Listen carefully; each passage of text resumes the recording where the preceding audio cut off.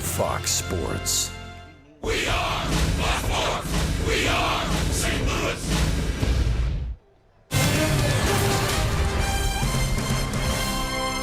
This is St. Louis Cardinals baseball. And tonight from Petco Park in San Diego, the road trip comes to a close, and the Cardinals look for a sweep. It's the St. Louis Cardinals and the San Diego Padres. A road trip that began in Milwaukee, trailed the Rockies by 5.5 games at that point. That great catch by Keon Broxton. Then it shifted to San Francisco. Harrison Bader, a couple of home runs. First ever in the major leagues. Trailed the Rockies by 3. And then winning 3 in a row, they now trail the Rockies by 2 games in the National League wild card race. Scott Warman is here. That's Jim Edmonds. I'm Dan McLaughlin. And as we wrap up the road trip, the Cardinals turn to Lance Lynn. Yeah, Lance Lynn looking to go out there and do what he did in his last outing against the Giants. Pitched 8 innings, strong innings, only 1 hit and no runs, but we know what Lance Lynn's going to do, and he's going to come after the hitters. He's going to challenge everyone, work quickly, keep his defense in the game, and hopefully pull off a win. And hopefully the blister issue will not be a problem tonight. The offense has been on fire. Baseball coming up.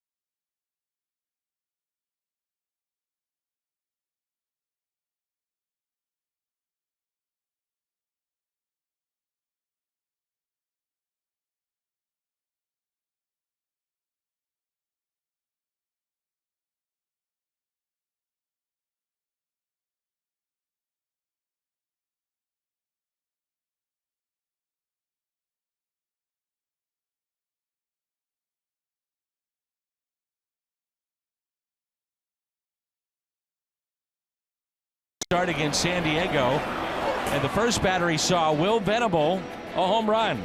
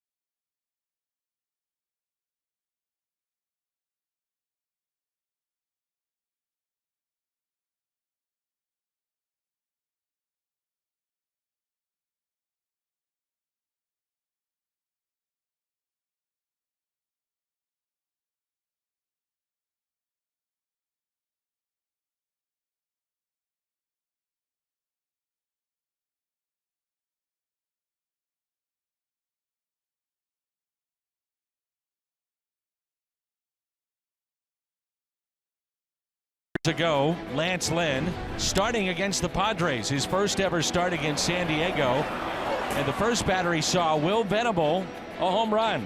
Well, since that time, no home runs allowed. 159 plate appearances for Lynn against the Padres, and he's pitched quite well. The Cardinals, the Padres, St. Louis looking for a sweep when we come back.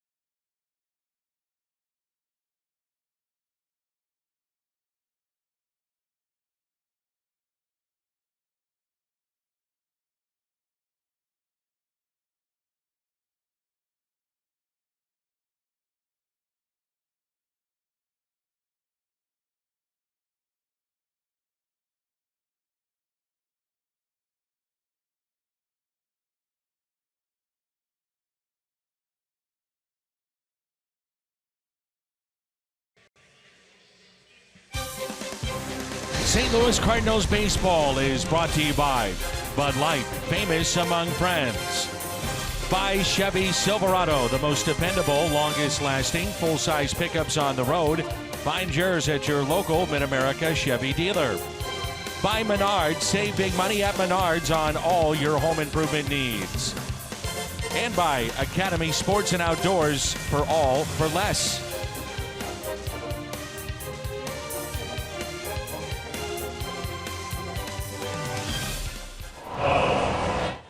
Clayton Richard, the Hyundai pitch arsenal on the lefty. We saw him earlier this season. Last time the Cardinals faced him, he was coming off a complete game shutout.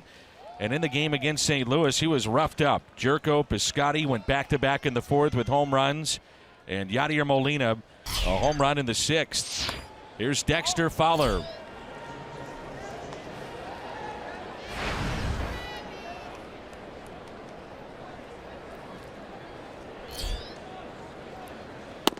And that pitch is strike. 1 ball and 1 strike.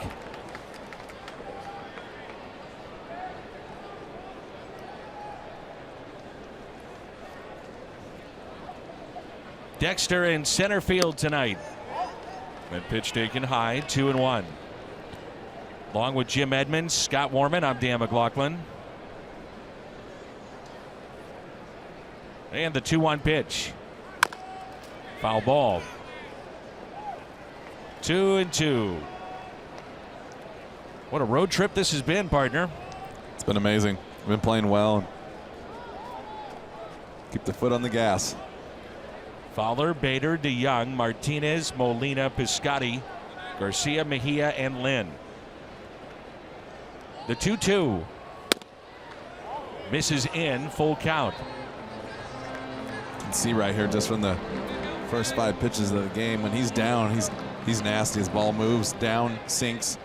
If he keeps the ball up, the ball flattens out like it did last time in St. Louis, and he gets hit. Ground ball that's hit to short. Eric Ibar up with it. The stretch by Myers, and there's one away. So the Cardinals trying to make it a sweep here in San Diego. Andy Green's defense. Spangenberg, Margot, and Pirela in the outfield. Solarte, Ibar, Asuaje, and Myers on the infield. Hedges is behind the plate. In steps Harrison Bader. He has made the adjustment to the breaking ball and hitting left-handed pitching very well. That's to the backstop and ball one. Good take right there. He has made the adjustment. I like even last night the first at bat. Just took a single to right center field, and I think when he came up earlier, you know, it was like really pull heavy. He was trying to do too much, swing too hard, wasn't recognizing off-speed pitch, and you know, you can still see signs of that. He wants to really get extended and hit the ball with some power, but he'll learn. Each time you go through another game of 4 at-bats and 4 at-bats and 4 at-bats, you just slowly pick things up, and every day he can play up here, he's going to learn more and more. It's a ball and a strike on Bader. The pitch down and in, 2-1. Cardinals start play tonight, a half game in front of Milwaukee, 4 games out in the Central, 2 games out in the wild card. 2-1 pitch. Cubs behind John Lester, 3-0 lead against the Pirates. And the Rockies and Dodgers coming up later tonight, so that's a look at the wild card. And the Rockies will send out hard-throwing John Gray, but they'll face Clayton Kershaw. Tough schedule coming up for Colorado. That's held on to by Hedges, but did it hit the ground first? It did. I like the catcher says he caught that. What would you expect him to say? He's trying to sell it, but clearly hit the ground. You're right. He did catch it, though. Yeah. Just after it bounced. So the Rockies, they've got 4 starting tonight. It's a road trip against the Dodgers. And then Colorado has to go 4 on the road against Arizona. So not easy for them coming up. They got their hands full, for sure. 2-2, left side, gloved by Solarte, and there's 2 away. Cardinals and the Rockies and what's coming up on their schedules. Mentioned the Rockies, tough games, 4 with Los Angeles, 4 with Arizona, and the Cardinals, they'll face the Pirates beginning tomorrow night. There'll be an off day on Monday after the 3 games against Pittsburgh, and then 3 with Cincinnati. Minus Billy Hamilton. He's been put on the disabled list. Here's Paul DeYoung hitting .282.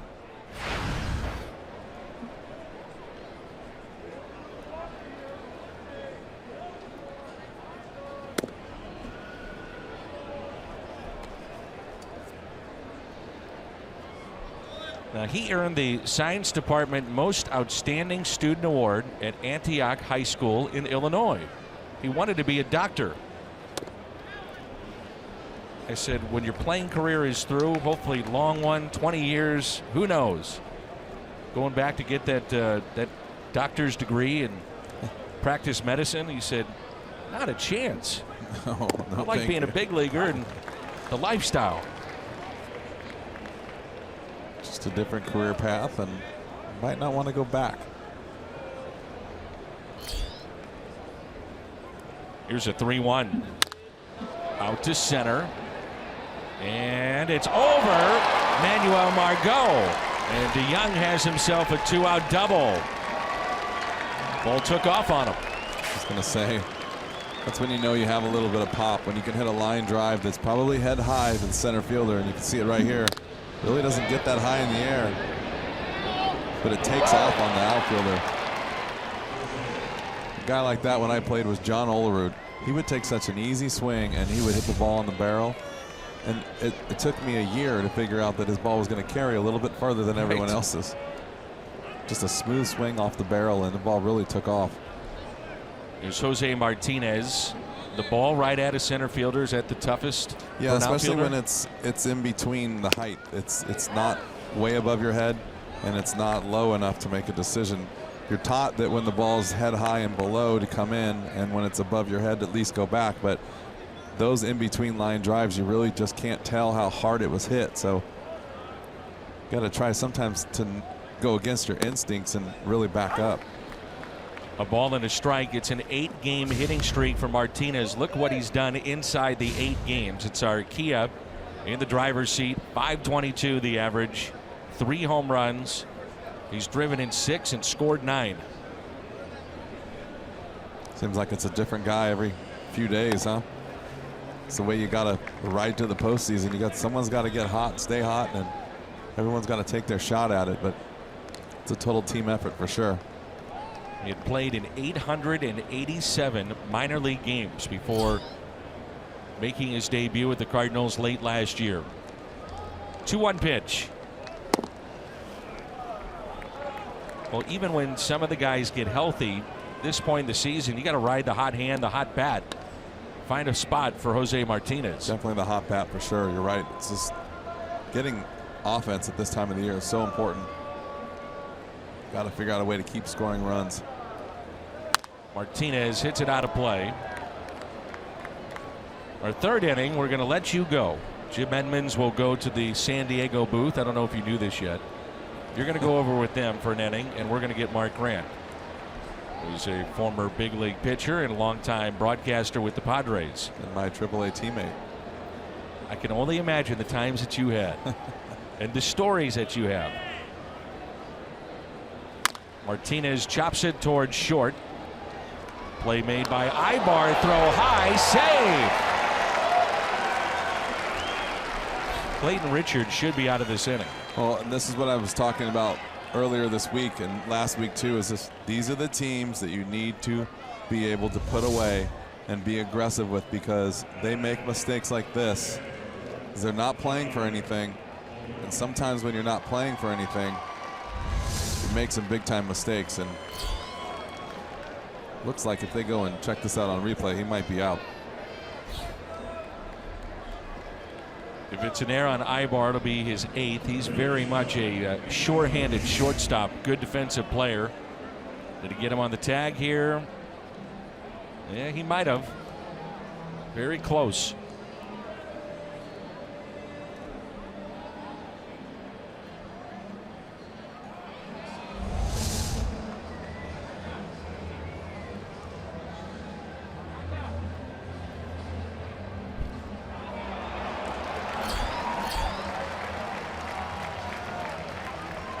The Padres think that he is out, and he is walking off the field. So the inning comes to a close as Martinez could not avoid the tag. Definitive look here. They just got him.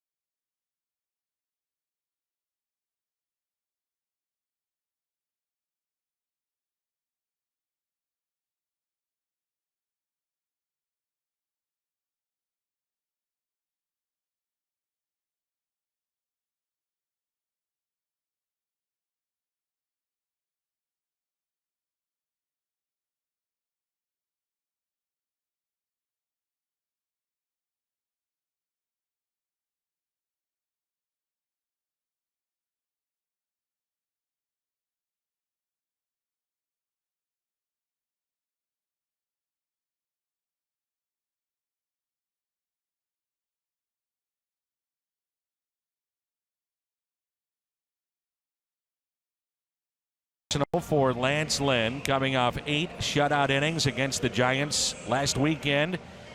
And even if he wanted to pitch into the 9th, he couldn't, as he dealt with a blister on his finger that was bleeding late in the game and We'll see if that has any carryover effect here tonight. Well, hopefully not. No secret to what he's going to do by looking at the pitch arsenal. It's going to come at you with the fastball. He's going to run it. He's going to sink it. He's going to cut it between 90 and 93, 94 times.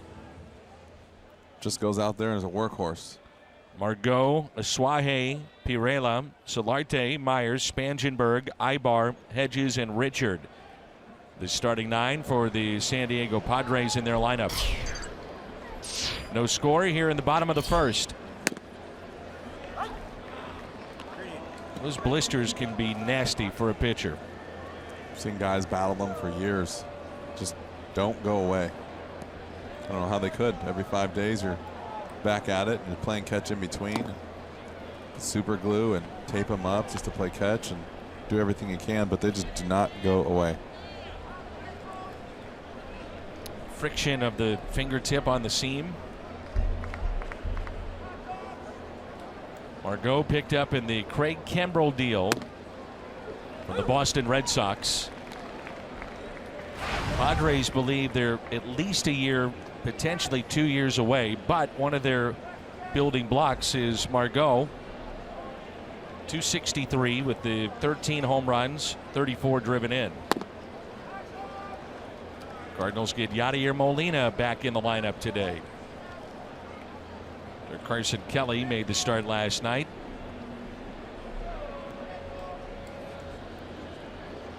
Here's a 2-2 pitch to Margot. Be a late night for the Cardinals. Get into St. Louis probably 4 or 5 in the morning and get a little rest at home and then get ready to go tomorrow night at Busch Stadium. It's the big leagues. No excuses. Get ready to play. 4 or 5 if you're lucky. Yeah. That just puts you on the tarmac. That's true too. too. Drive home. Try to figure out a way to get to sleep. Knowing that you have to get up in a few hours and go back to work. Part of the life of a big leaguer. You got that right. Here's a 3-2 pitch. Slowly hit left side. Mejia. Bare hands. Can't come up with it. And Margot with his speed gets a base hit.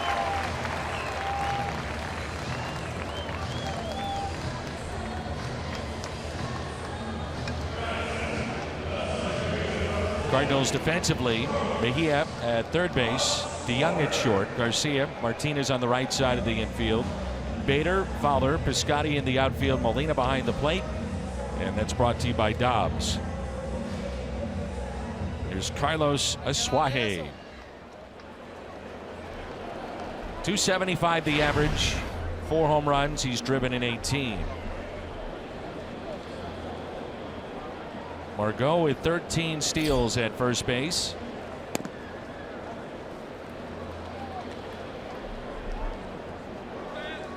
Last night the Cardinals had the rookie Jack Flaherty. We both came away impressed.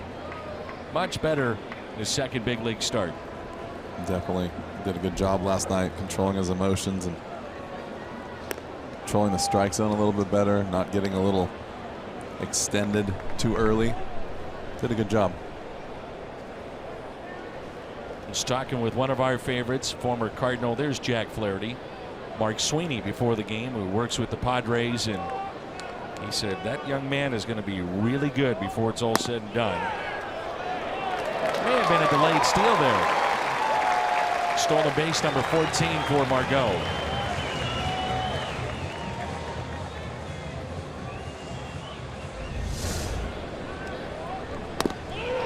Sure was. You get a couple of crow hops. Looks like you're just taking that secondary lead and take off to second base.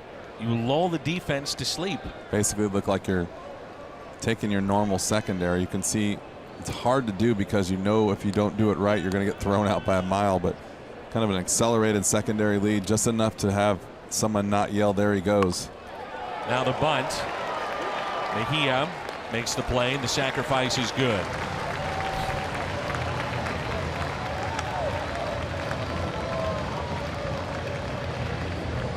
Perfectly executed bunt, perfectly executed delayed steal too. So you don't see it very often in the game. Pretty it's pretty interesting to hear if you were paying attention, and like I heard, you hear Mike Matheny just yell, "Hey, like, wake up!" You know, like there was something going on, and he caught it kind of too late too. But it's you know, when you see things from the bench that aren't going so good, yelling, screaming isn't going to make it work. But you definitely can hear the manager yell once in a while. Infield is drawn in here in the first inning. Interesting, because you would think Cardinals would have a good shot to get some runs across the board against Richard.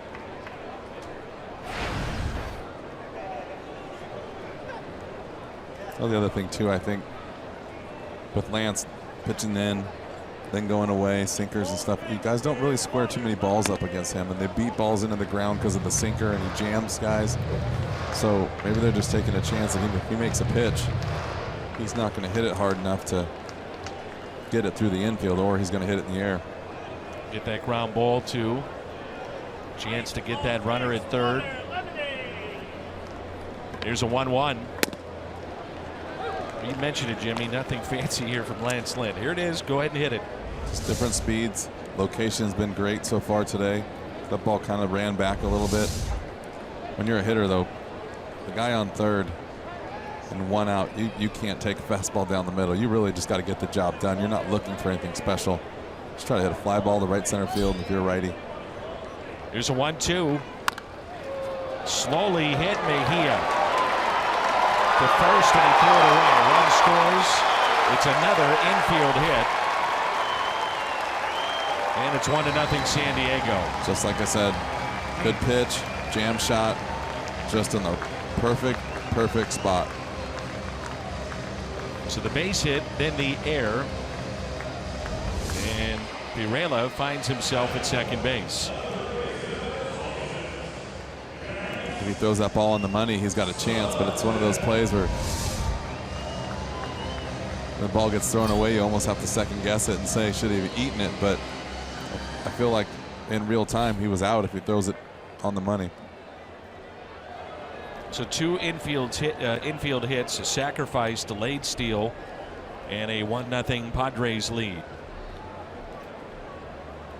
Young Elvis Solarte, switch hitter, takes a ball in.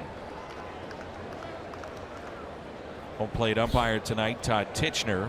Bill Miller, the crew chief at first base. David Rackley, second. Ryan Addington down at third.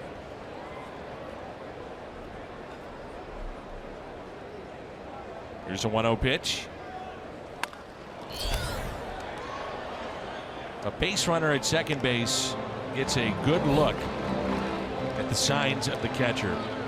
And stealing signs has been a big story in the game with the Red Sox and the Yankees here in the last couple of days. How much of that is done? I mean, I don't know how it can be relayed from TV to a hitter on time ever. I mean, you would have to scream from up here for them to understand what was going on, or scream from the dugout while you're watching the game on TV. But it's done enough to where if you're not relaying the signs, at least to the hitter, the guy on second base wants to know what's coming. In case breaking ball's coming, he can either run, look for the ball in the dirt. There's all kinds of different ways to get an advantage. It always doesn't have to be towards the hitter. Sometimes that runner can relay the signs some way, Location, somehow to the hitter. Yeah, just as important. Fly ball out to left. Harrison Bader with the catch. Pirela back to the bag at second. When I first came up, Toronto Blue Jays were amazing at picking up the signs from the catcher at second base, and I was told by one of their players that if you didn't get it down, that they were going to ride you until you figured it out. If you were a player that wasn't smart enough to figure it out, you might not make it with that team. They were big on that, and it was about when they won back-to-back World Series titles, so it obviously gives you some advantage.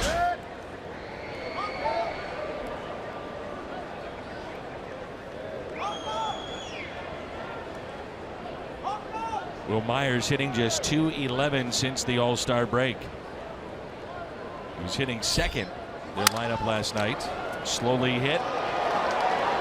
Tough play. Beats it out. The third infield hit here in the first inning. Lynn's got to be thinking, are you kidding me? I'm sure he was thinking a little bit more aggressive thoughts than that, but sometimes just one of these innings you make good pitches, and he knew right away he wasn't going to get that guy out. Shortstop's too far back. So 3 infield hits. One of those innings. Brings in Corey Spangenberg. 271 with 13 home runs. Driven in 46.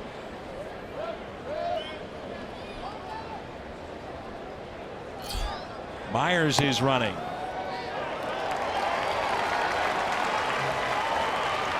Stolen base from Myers, number 18. Somebody woke up the Padres today. Yeah. I mean, he was off and running before Lance picked up his foot. Second and third. 2 outs. Home half of the first.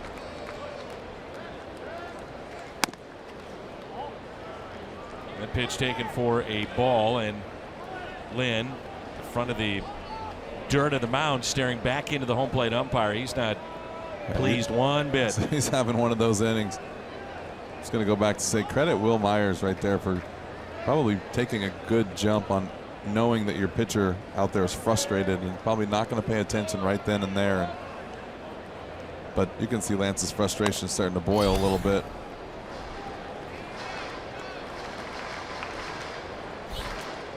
Well, he's also, I don't think, real happy with Spangenberg squaring the bunt. Well,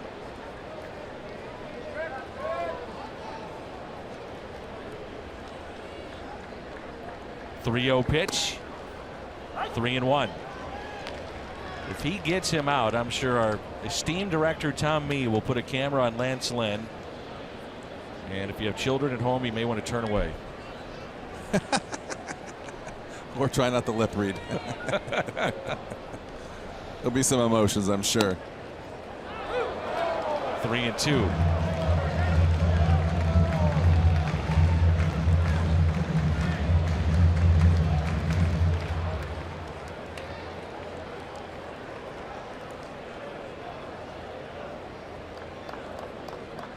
He will be screaming when he comes off the mound. Oh, I no. would assume. Oh no. 3-2 pitch. And he walked him. So the bases are loaded.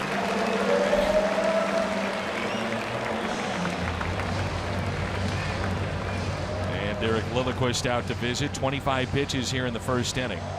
I was going to say that the thing that really hurts the most is the pitches. You know, I mean, he'd made 3 good pitches and got 3 ground balls that weren't hit hard enough to get through the infield. Then the walk just really elevated the pitch count already, which is something you obviously don't want this early in the game.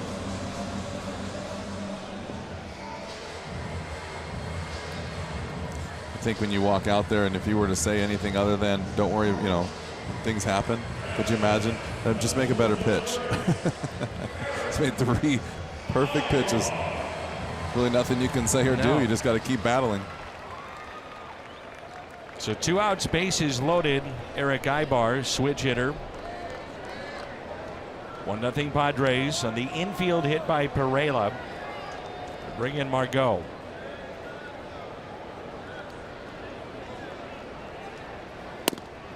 And a fastball and a strike. Ibar hitting .217, 2 outs and runners in scoring position this year.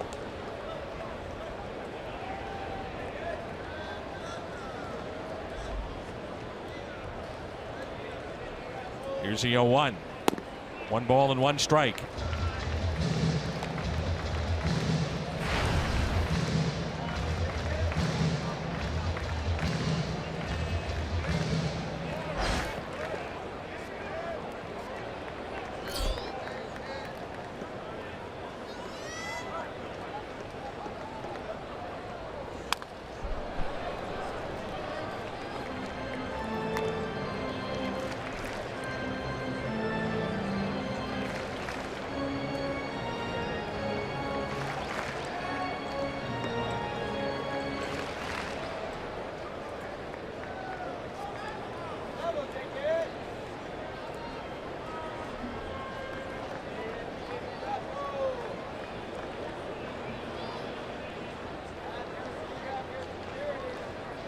Here's a 1-2 pitch to Ibar.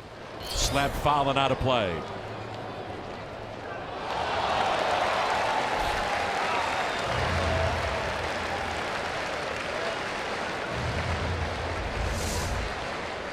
Let's see the catch, the form. Outstanding. That's my man. He was with about an inch of getting in the cheek. Ball kind of cut on him at the end. Good job without dropping the hot dog. Ibar 0 for 5 this year with the bases loaded. 1-2 pitch, 2-2. Well, Jimmy, you mentioned the pitches. 30 here in the first inning.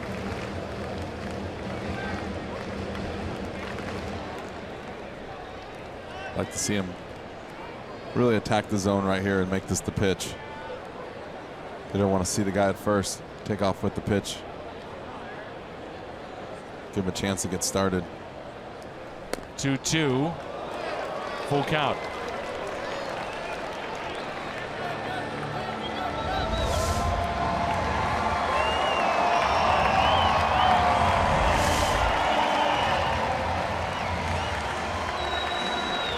Big pitch early on here in the first inning with the bases loaded. Spacious outfield ball in the gap could clear the bases. And the 3-2. Back to Lynn. Takes it himself and makes the play.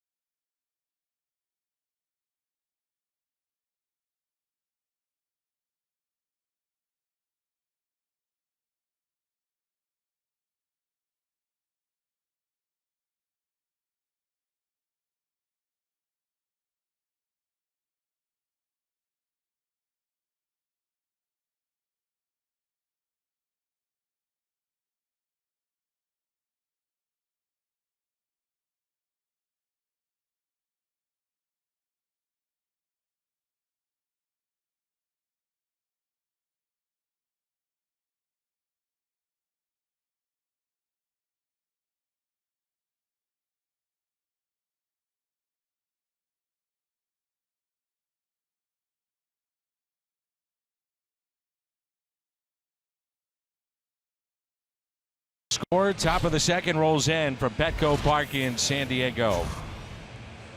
Rocket Mortgage by Quicken Loans, the Rocket Arms. And it's Lance Lynn, the average fastball velocity 92.2. And the lefty Richard 90.7.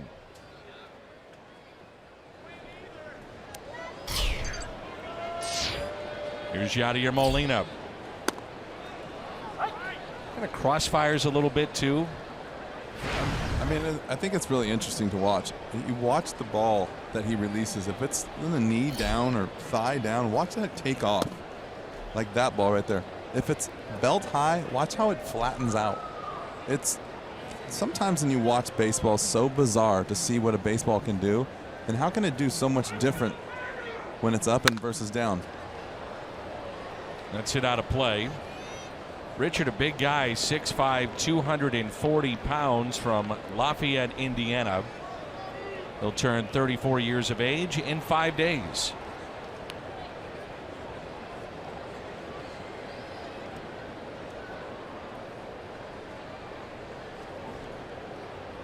The 1-2 pitch.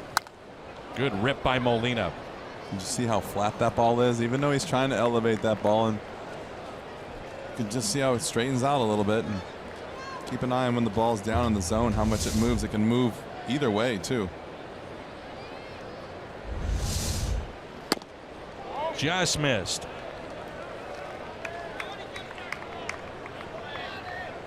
Well, we had gone to commercial break, and let's just say Lynn wasn't the happiest we'd ever seen him.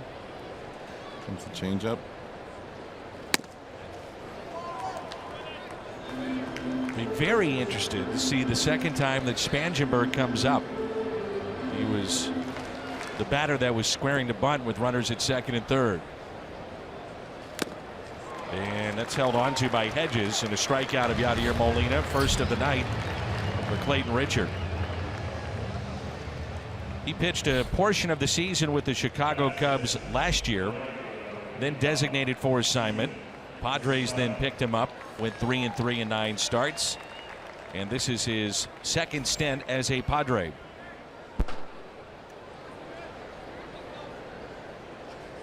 Here's Stephen Piscotty. Great moment yesterday with Stephen hitting that home run, tracking down a fly ball in the gap in right center.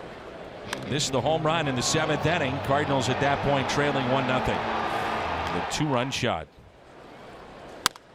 That's hit down the right field line and a base hit.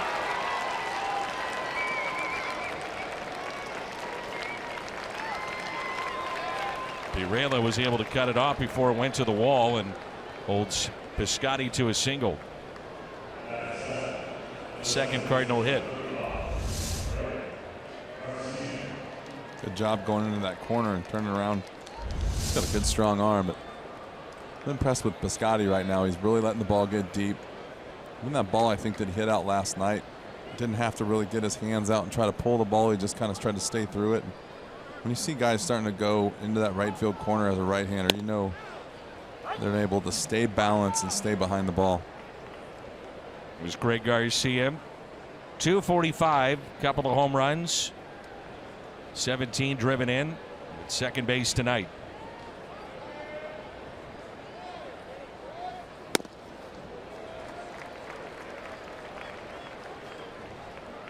For Clayton Richard, it's his 70th career start at Petco. Only the 11th Padre to make 70 starts at this ballpark.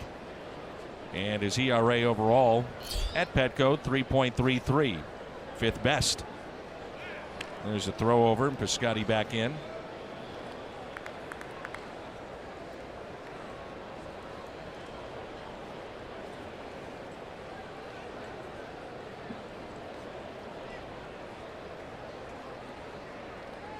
The 0-2 pitch. Garcia grounds it to second. 4-6-3 with the double play.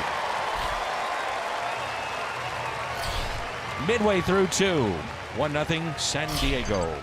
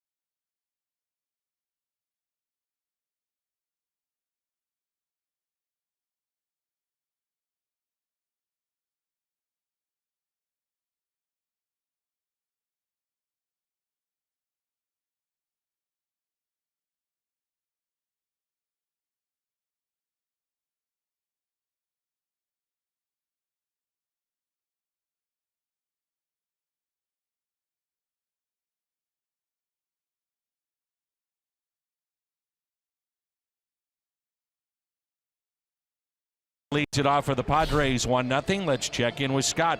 All right, Danny, thanks. During last night's telecast, Danny, you reminded us of the newest Cardinal, Juan Nicasio. Early in his career with the Colorado Rockies, he had a comebacker off his head, and he was taken off on a stretcher. Now, remember back in May, Memphis Redbirds pitcher Daniel Ponce de Leon had the same thing happen to him in Iowa. He was taken off on a cart. He spent some time in an Iowa hospital. Well, great scene yesterday, as you see on the video here. Ponce de Leon, right before Game 1 of the Memphis Redbirds playoff game, threw out the ceremonial first pitch. It's great to see that young man recover, Danny.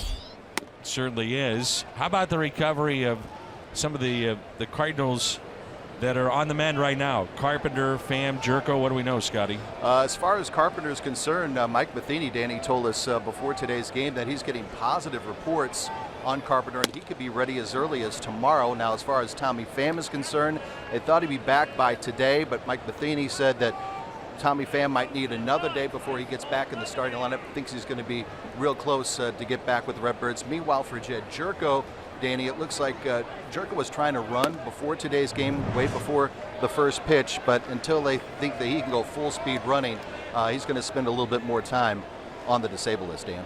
All right, good stuff. Thank you. Now, we did see Tommy Pham as a pinch runner last night, so that may be the case later here in Game 4 of this series. 3-1 the count. Hedges 1 for his last 16. 3-1 pitch. 3-2. Good sinker right there away. Took a little bit off. I like that 2-0, 3-1 BP sinker away. Get the young players really charged up to take a big swing and get this out of it right here. Hedges the first out here in the bottom of the second. Watch the drive to the pennant with MLB.TV. Every night, every device. Watch every out-of-market regular season game live. Plus, get a free subscription to At Bat Premium. Visit MLB.TV for details. Here's Clayton Richard.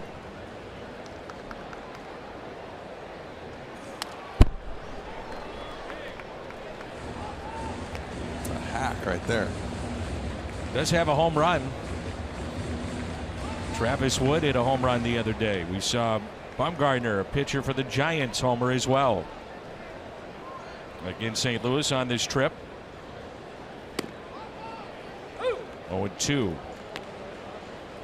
He's a very good athlete. Clayton Richard played both football and baseball at Michigan. He was the backup QB to Chad Henne. 0-2 pitch. Puts it in play. And Young over to Martinez for the out. All Sunday starting 2 hours prior to every home game. Enjoy games, prizes, free North Star ice cream treats while supplies last in the Ford Plaza. It's presented by Prairie Farms.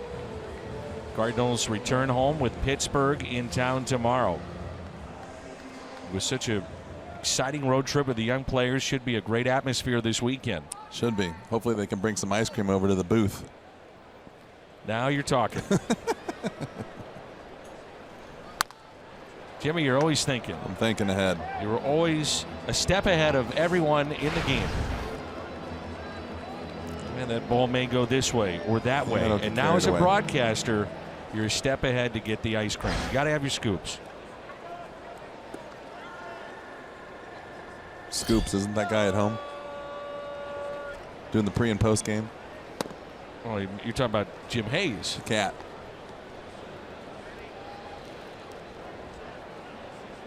One ball and one strike.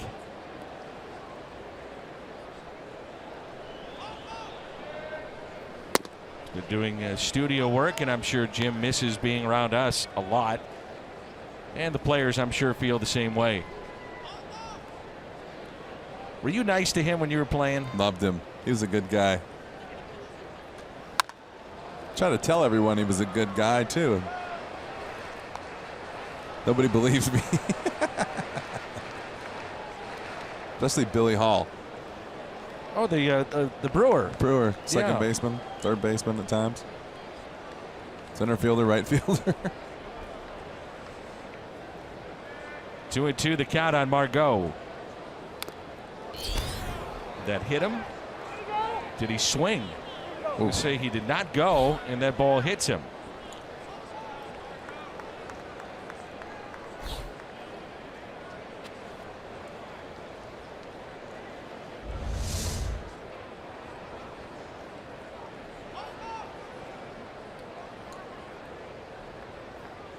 Yikes, right on the wrist.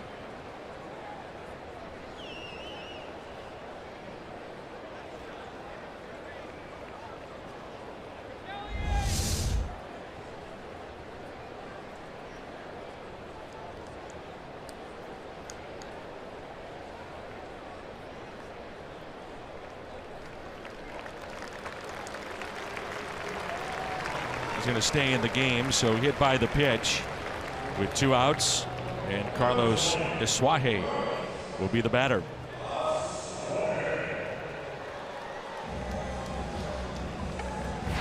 Sparse crowd tonight here in San Diego. However, right behind the Cardinal dugout, a lot of red. Cardinal fans are here, and they were making noise last night.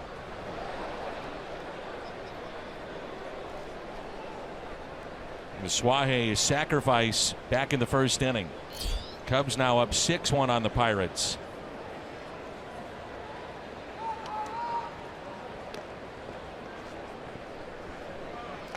Margot had stolen base number 14. He had the delayed steal back in the first inning.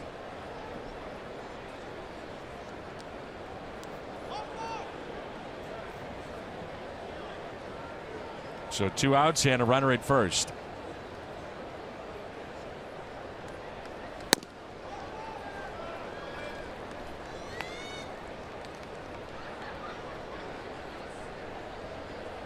First inning for the Padres, 3 infield hits and a walk, and the run scored on the infield hit by Pirela.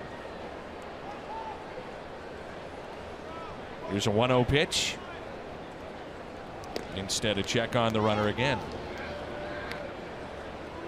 Delayed steal, something you just don't see very often in Major League Baseball. And he did it perfectly. Sure did.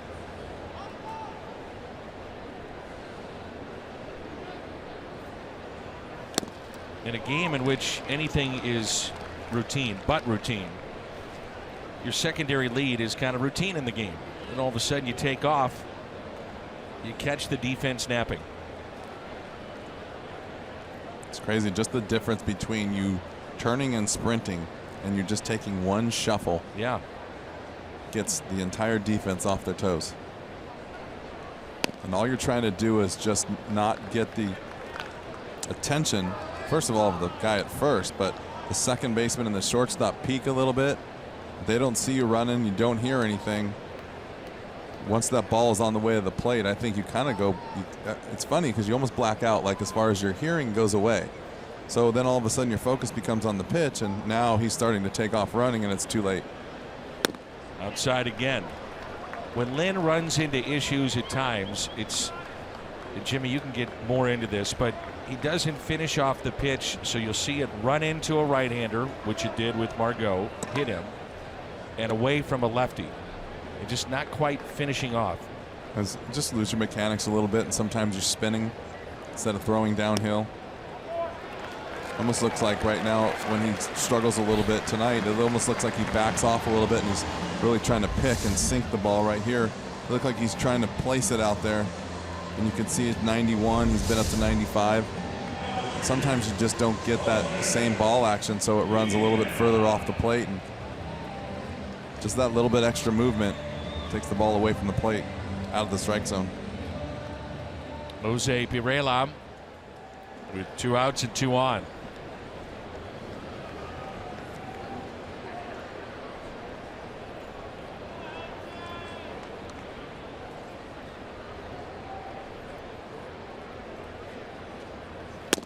And there's a strike.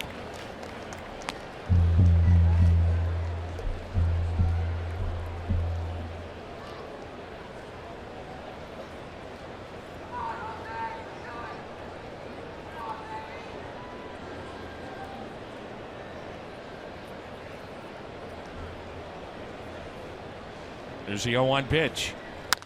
Hit out of play, 0-2.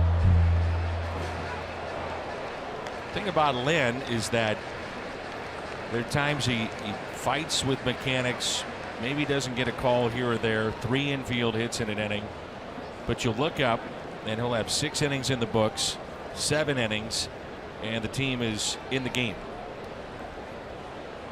That's exactly right. That's all you can ask for as your manager. Pitcher goes out there, gives you as many innings as he can, and keeps your team in the game. The further that point, 2 or fewer runs allowed, Major League leading 21 starts. It's getting it done. It could not come at a better time for Lance Lynn for himself professionally, free agent to be. He's had a tremendous finish and a great second half. Here's a 1-2 pitch. 2-2.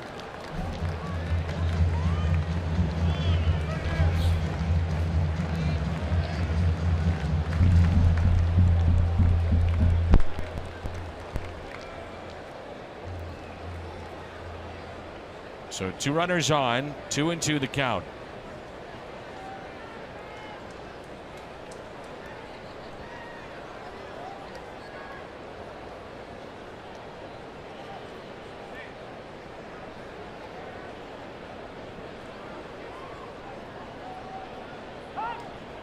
Now time is called, and Molina wants to discuss this next pitch.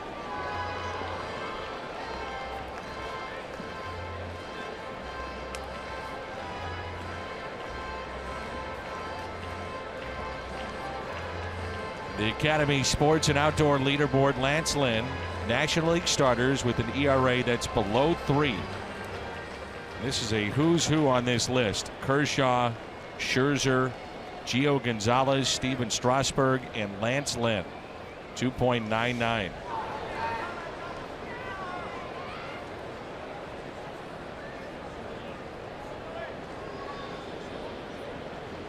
The 2-2 pitch. From 0-2 to a full count, and now these runners get a good jump with 2 outs. Varela with runners in scoring position and 2 outs. His average at 381. On a full count this year, it's 300. See, Lance is really fighting his mechanics right now. Between the velocity and the movement, trying to place pitches. Just needs to get back to that one set sinker. Gets the strikeout, his first of the night.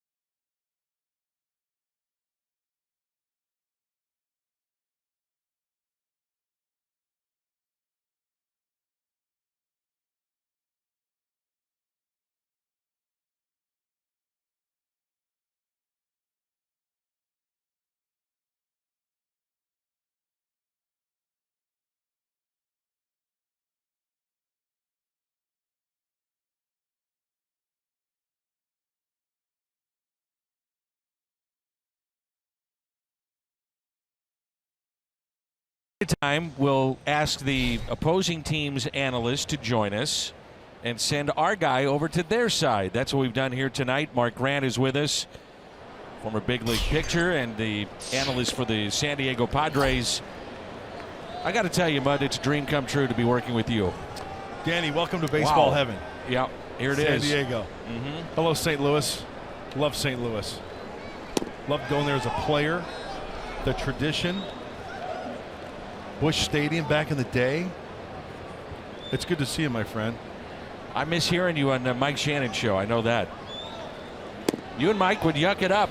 I'll tell you what, that is one thing that I always looked forward to doing, was going over to post-game radio. Live at Shannon's. Oh, hey, big boy. A lot of fun, big boy. Swing and a miss by Mejia. Our score 1-0 as we play here in the top of the third.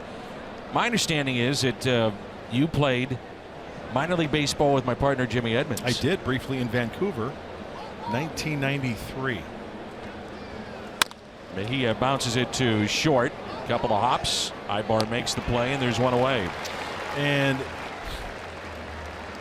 AAA was a Vancouver Canadians affiliate for the California Angels. Yeah. Back then, the California Angels. And Jimmy was coming up, and you could tell that he was going to be a talent right from the get-go. I mean, the way he swung the bat, the way he ran, the way he played defense. You guys are lucky to have, and congratulations to Jimmy. I told him once already, but already elected into the Redbird Hall of Fame. Right. Cardinals Hall of Fame. So congratulations to the center fielder. Here's Lance Lynn. Mark McGwire went into the Cardinals Hall of Fame. He was a bench coach for Andy Green. And tell us a little bit about Mark and his duties here with the Padres. He's a prince of a guy. Played against him as a Seattle Mariner when he was an Oakland Athletic, and then he went I mean, we get a chance to see these guys each and every day, and I just love talking to Mark. You know what? I say this with affection, and you probably already know this, and Redbird Nation already knows this. This guy we're looking at right here, Mark McGwire, he's a baseball nerd, and that's a good thing. He loves talking about the game. He loves breaking down swings. He loves talking about pitching. He just loves the game in general. Here's a 2-1 pitch. And humble as they come. Oh, yeah. And we'd like to poke fun at Mark because of his, I mean, he's Mark McGwire, right? So you know what I always drop on him? Major League McGwire. Because he's big league. He is big league. Yeah, he is. And we're lucky to have him here in San Diego. 3-2 the count with one out. Lance Lynn at the plate. Mark Grant is our guest for at least just one inning. If you like it enough, you can stay. Strikeout of Lynn. You know, How close, by the way, are the Padres to really turning things around? I think it's going to be a few years possibly, but with the way A.J. Preller and the front office, the scouting, they've done a great job of getting an abundance of young talent. The talent we are seeing today at this level, developing, but yet playing hard. They're fun to watch as well. And when you look at the minor leagues for the, and once again, prospects are prospects, Danny. You know that. With a little seasoning, very, very young in the minor league, 18, 19-year-olds, 20-year-olds. That's going to take a few years. You know, maybe a free agent here and there, pitching. Who knows? Bullpen guy, whatever it takes. And I see what they're doing because they've won at the minor league level. El Paso won last year. They're doing well in AA and A ball. There's Luis Perdomo there. He was a Rule 5 guy last year. From St. Louis. Yes. Cardinals organization. So you can see what their plan is. They want them to grow in the minor leagues, win in the minor leagues. And there's Hector Sanchez, who's been unraveling a baseball there to pass the time, which is always a lot of fun. To win at the minor leagues and then win at the big league level as a core. And it makes sense. So 2-2 the count here on Dexter Fowler. A couple of years ago, the organization went for broke, brought in all those veterans, spent a lot of money, and that just didn't work. Didn't work. There's no guarantee. Different types of personalities isn't necessarily the recipe for success when you bring in big names that have had success in the past.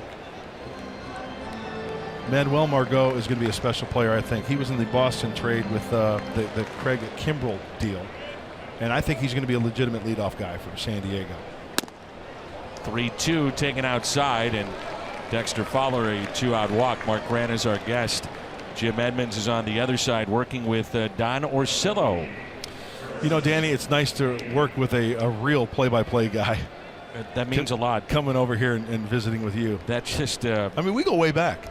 A lot of years, Mud. A lot of years. Are you my dog? You're my dog, aren't you? We've been so close over the years. It's incredible. Yeah. Oh, we talk in the off season a lot. Quite a bit. You love the Redbirds. I do. You love coming to St. Louis. I grew up in the Midwest. Right. And I've got to come clean, Cardinal fans, but I grew up a Cubs fan. And that's why, because of the power of TV. That's nice to have you here, and you can leave after this inning. But I loved always going to St. Louis as a player. Yeah. Just because of the tradition. It was a sea of red every night. Regardless if the Cardinals were in fourth place or first place, it was always a tough place to win. And you have that excitement there every night. That's what I loved about it. There's Harrison Bader.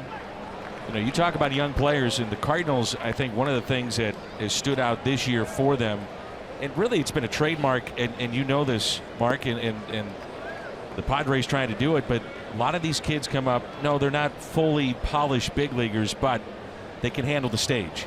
It's unbelievable what the Cardinals have done through the years. And I'll be quite honest with you, I didn't know who Paul DeYoung was last year.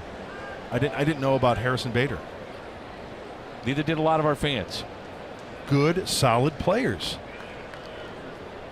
It's a credit to the minor league system and developing players. It's been the trademark, the Cardinals, last 20, 30 years for sure. The thing that I've noticed over the years with the success of the youngsters and the Cardinals coming up to the big leagues, it's like the organization, they don't really hype their players a lot. They develop, and then when they're called up to the big leagues, they put them in a position to where they don't want them to fail, and they put them in the best possible position. Little chopper, tough play, barehanded, and Bader beats it out. He can fly.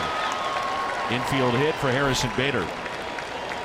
And now it brings in the aforementioned Paul DeYoung.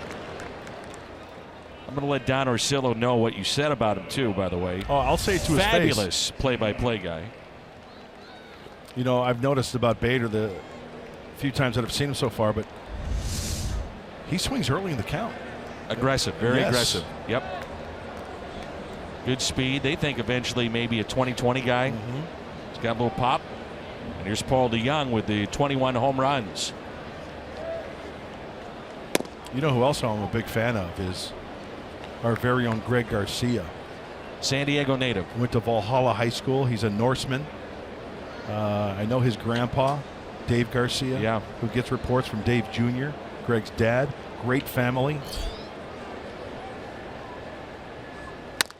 And a bouncer hit to second. Handled by Suaje. Cardinals strand a couple. Midway through three, Mark Grant, our guest. Padres on top 1-0.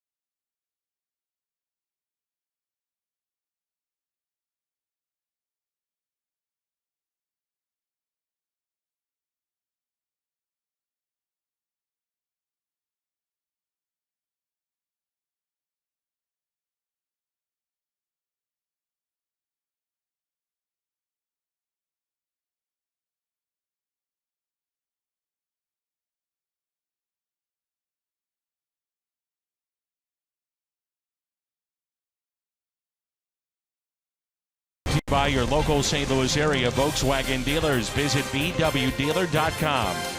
Buy McDonald's. Cardinals hit a home run, get a free McDouble or frozen beverage the next day with the McDonald's app. Download it for exclusive deals. And by Academy Sports and Outdoors, for all for less. Beautiful San Diego. Mark Grant is with us, the color analyst of Padres baseball on Fox Sports San Diego. Lance Lynn back to work, and it brings in Solarte here in the home half of the third. I told the story about Solarte the other day. His wife passing, yes. He's raising 3 little girls. Pretty amazing, yeah.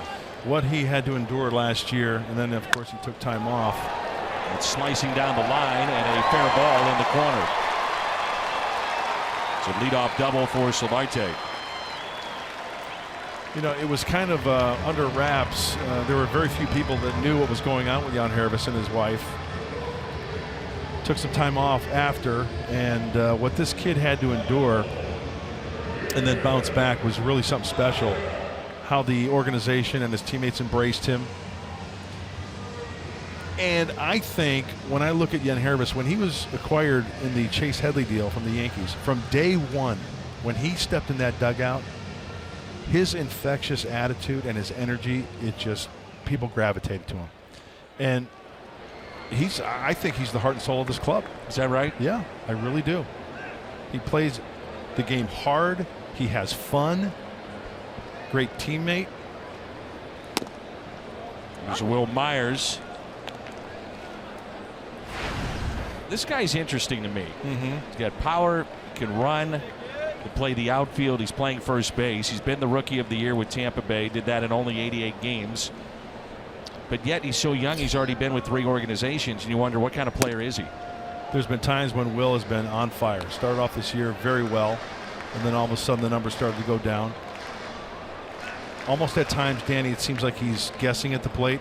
And I know I was not a hitter, but I know as a pitcher, you get out on that hill and you start thinking too much. Maybe that is the case. I know Will is a very hard, diligent worker. He's not one of these kids that comes to the ballpark and just says, oh, ho hum, you know, things will change. No, sure. he puts in the hard work to try to make it change. It's a ball and 2 strikes. Mark, you see the National League West all the time. Padres playing in that division. Cardinals chasing Colorado for the wild card, and they've got real tough stretch beginning tonight. There's a strikeout, 4 in Los Angeles, then 4 in Arizona. The Cardinals, is this a team that can catch them, and do you like the Cardinals' chances? I think I do, and the main thing is to get all you guys healthy and back out on the field as this stretch run. I'd like Colorado to be the wild card team this year, and not that I'm Nostradamus or Karnak, that I know everything, but I picked the Giants to win the West this year. It's a good choice. Shows you how much I know, right? But what I liked about Colorado was not only Greg Holland, but the arms getting to Greg Holland. Yeah. There's a broken bat and a pop-up left side and out of play. And the Cardinals, to me, Danny, have been a team through the years that they're always a concern, to where they can get some magic together in Mike Matheny and his staff to get them to go in the right direction and get that hot streak to where, oh, there's another good egg right there. David Bell, one of the best. Yep.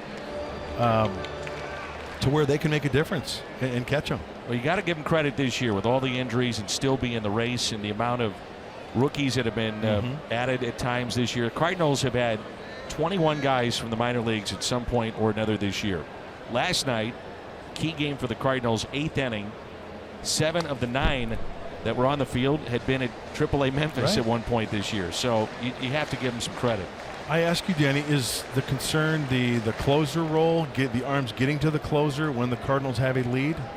I think that's part of it. I think the health of the team overall, 1 through 8 with your position players. I would say also a young staff, Luke Weaver, Jack Flaherty, pitching in big games down the stretch. I like your rotation. Flaherty, I like. He was fun to watch. 1-2 the count. This guy's fun to watch too. That's Carlos Martinez. You think this kid likes to have fun? I mean, look at the payload right there. He's always fun. Always smiling. That's great. Energy at the ballpark. Yeah, you need guys like that. Here's a 1-2 to Spangenberg. Popped up left side. DeYoung going over near the line, called off by Bader. And the catch is made for out number 2.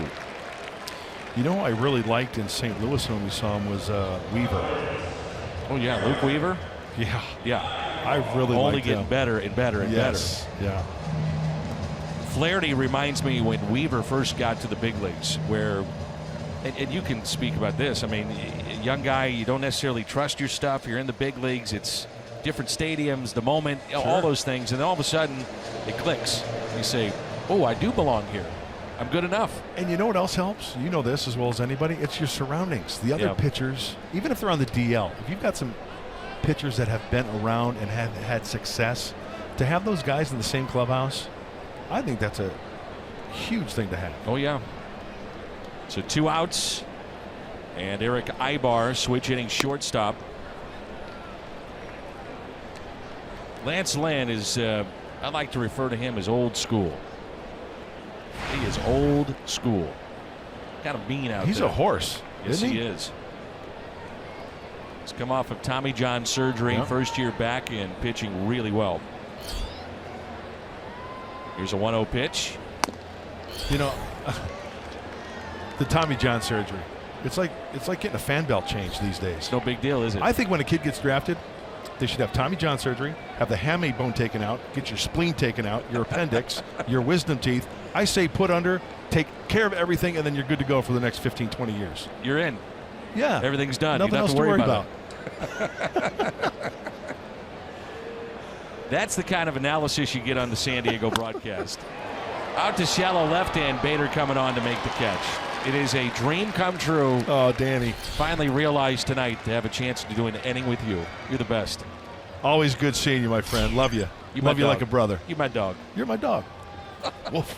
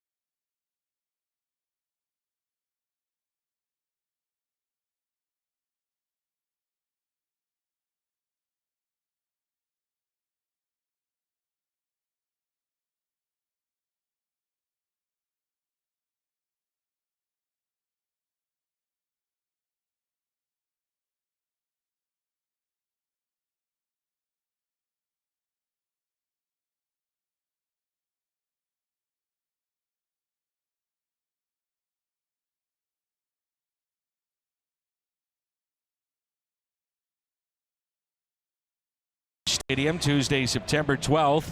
And if you purchase a special theme ticket, you get an exclusive Cardinals World Championship Belt t-shirt. Tickets now at cardinals.com/theme. I'm not afraid to say it. I missed you, ball game. That was quite interesting over there. It's a different sight line. How many months were you at Padre? It wasn't very long, was it? About 4 to 6 weeks, I think. Yeah. There's a strike to Martinez underway here in the top of the 4th. Felt like about as long as I just worked for their TV station. Is that right? In a blink of an eye. Nolan Arenado, a 3-run homer off of Kershaw. Rockies have the lead 3-0 over the Dodgers. That's in the first. Cubs now an 8-1 lead over the Pirates. Martinez, Molina, and Piscotty here in the top of the 4th. 2 balls and 1 strike. You talked about it before. Well, you're a left-handed hitting center fielder. This is a tough ballpark. Not going to hit a lot of home runs. That's lined into right. Base hit for Martinez. And you got to be able to cover ground. One of the more spacious ballparks defensively for a center fielder. Yeah, for sure. I think that if I had a chance to build the team in this ballpark, there would be a speedy group of guys that not necessarily just single hitters, but guys that really got down, swung down on the baseball and got backspin, where you would drive the ball in the gap. And like, it's funny because even Mark McGwire was talking about in St. Louis how the game has changed and they don't teach that style of hitting anymore. Right. That would be my hitting coach, but it would be a group of young, speedy runners. Uh-oh, Martinez was picked off and gets back. And I would let them just go out there and play with their hair on fire, so to speak.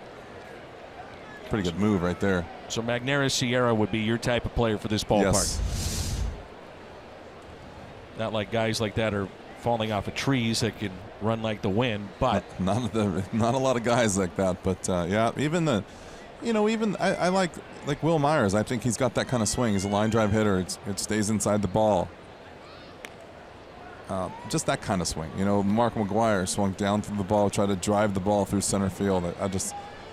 There's certain ballparks you have to play to, and I think this is one of them.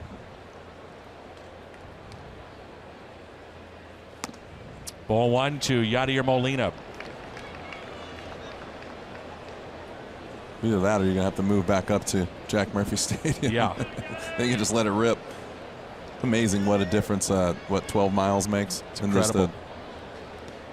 The way the ball carried and the heat. What would you think about maybe a hit and run in this spot? Cardinals with 4 hits tonight. Good contact man at the plate.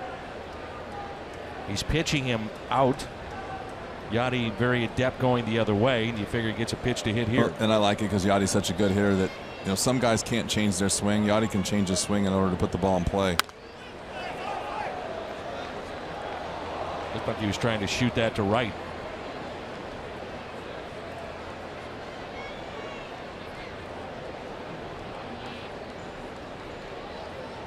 Two balls and 1 strike. Molina first time up, struck out.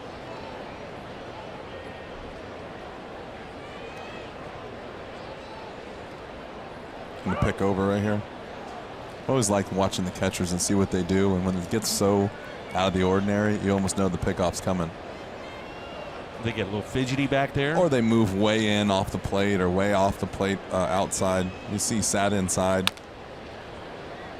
He's been going down and away, doesn't want to get the ball up in the zone to Yadi and give him an easy home run by missing. So all of a sudden he sets up way inside, and then their pitcher holds the ball. So when time is called, you automatically look down as a hitter, and then you see the guy way inside. You think the catcher sometimes thinks he's tricking you. But if you watch enough baseball, he's just setting up in there just to get your attention, and then go right back outside.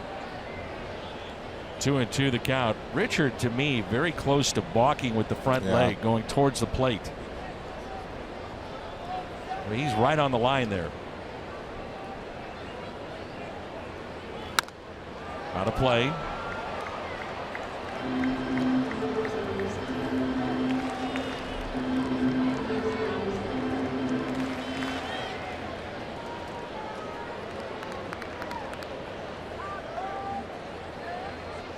Molina hit that home run back in the previous start against Richard in the 6th inning.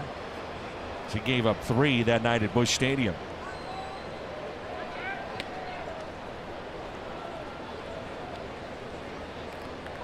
Indians going for their 15th straight win. Corey Kluber has struck out 13.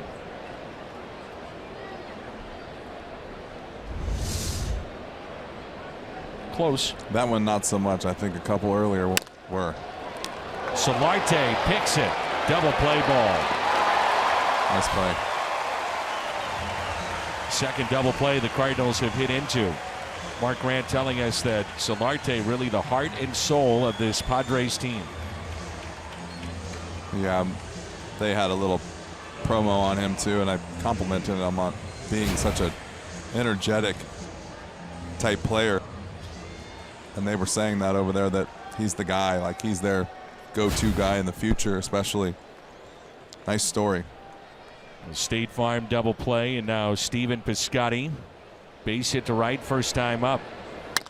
Piscotty hits it out to center, and Margot with the catch. Midway through 4, 1-0 our score.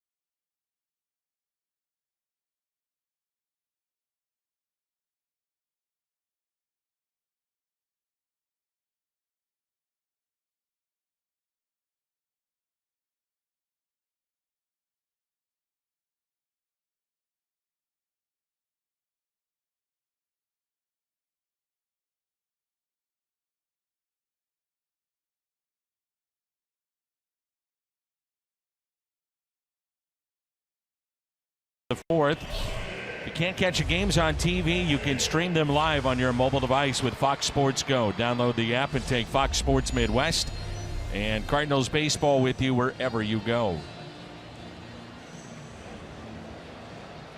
This is the ballpark where the great run began for the Cardinals, the team you were part of in 2006.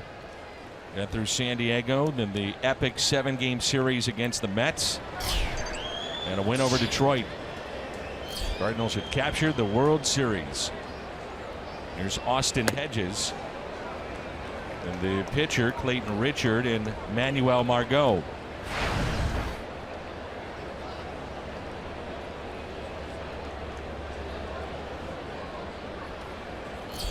Grounded out to third, first time up.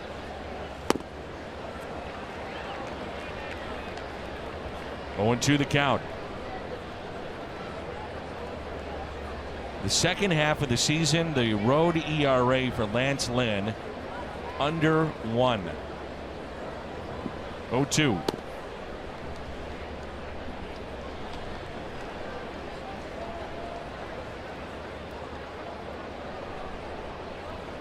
We always talk about the little things that you have to do to win a game.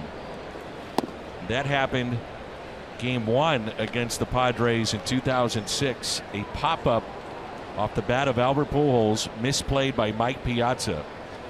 Should have been caught, extended the at-bat, and you know the rest. You give Albert another chance. I'm standing on deck, and I think I might have turned around and said, watch what's about to happen. Here it is. This was just too easy. So Piazza, the miss. Especially against one of my favorite competitors, Jake Peavy. You just knew that was not going to be good. Crushed. 2-2. Get out of play. And then you had Ronnie Belliard, and you started the tradition after his great play, second base, of awarding a game ball. Tyler Johnson on the mound, and this play by Belliard. Wow. Game saver. Unbelievable.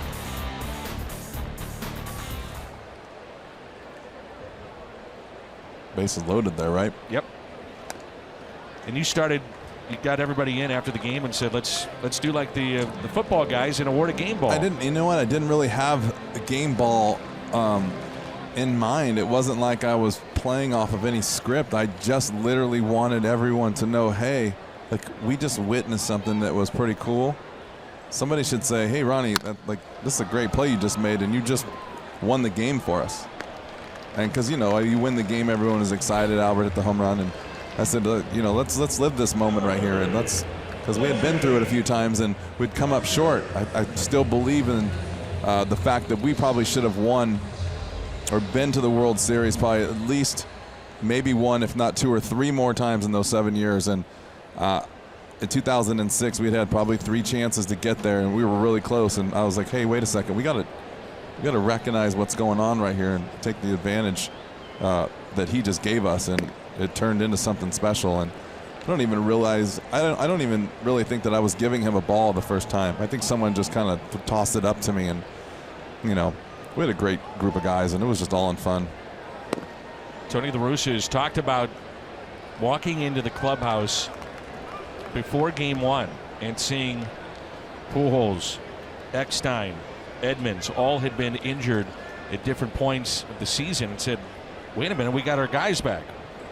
Look at this lineup. It's pretty good. We got a chance. I think he was a little worried about me because I had a dislocated toe. Richard hits it off the end of the bat, and it drops in for a hit.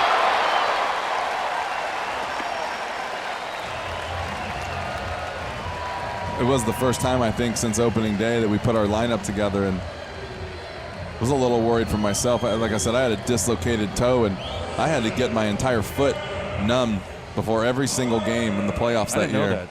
And I had to take a needle through the bottom of my foot in a special spot where Dr. Paletta figured out where he could numb, and played with it a little bit, numb this area of my foot so the toe didn't hurt, and he didn't numb too much where I could still feel my foot. So every day before the game, and then it ended up turning into the proverbial game ball, because each day before the game, more and more guys came in there to watch me get this shot, because they knew how much it was bothering me and how painful it was. Ouch! I was sweating every day before the game. It was just it would make me shake because I was so afraid of the needle. There's a 1-0 pitch to Margot, lined into center field. Richard will stop at second base. Ball is bobbled by Fowler, but Richard not running. So back-to-back singles.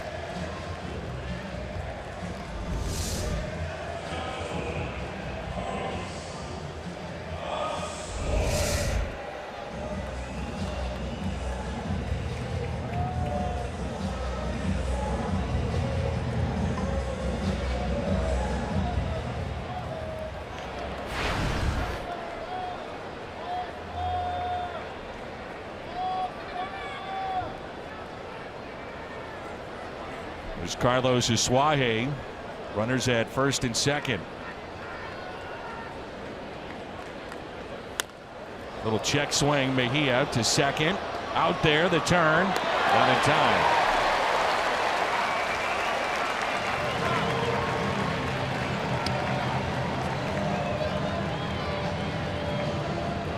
Extends the inning to Pirela.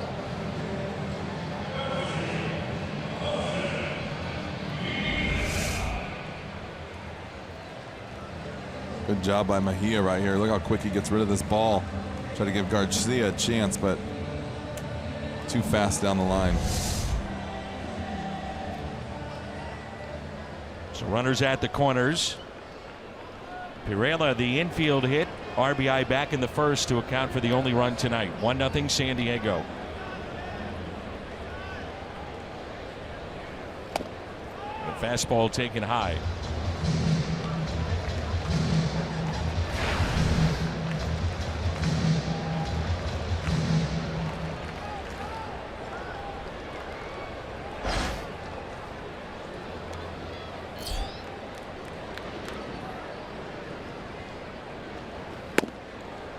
One ball and one strike.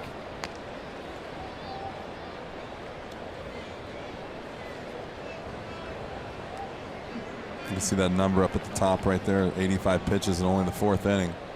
So that first inning really put the stress on this game as far as pitches is concerned.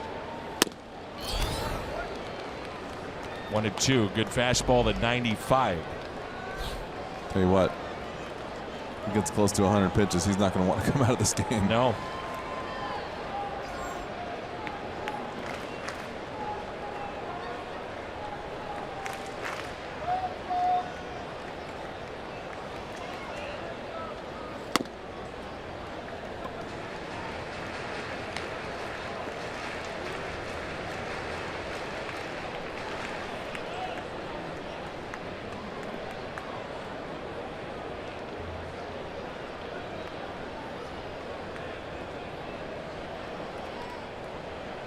Two balls and two strikes.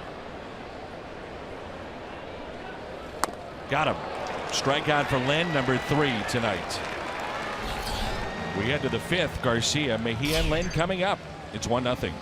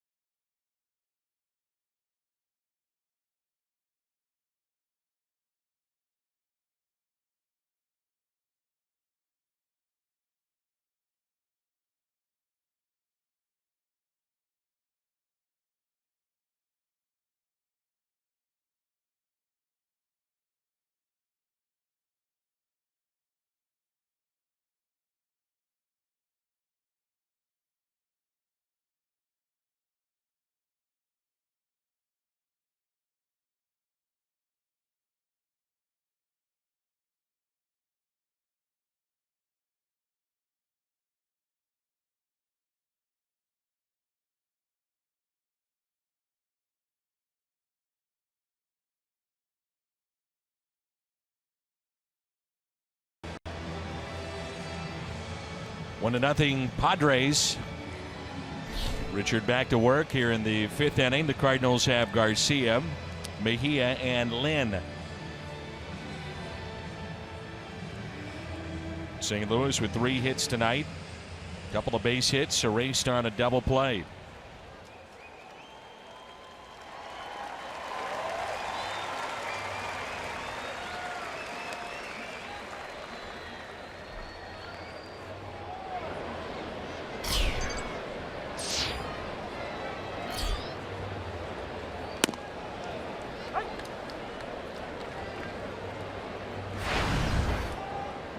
Garcia bounced into a 4-6-3 double play first time up.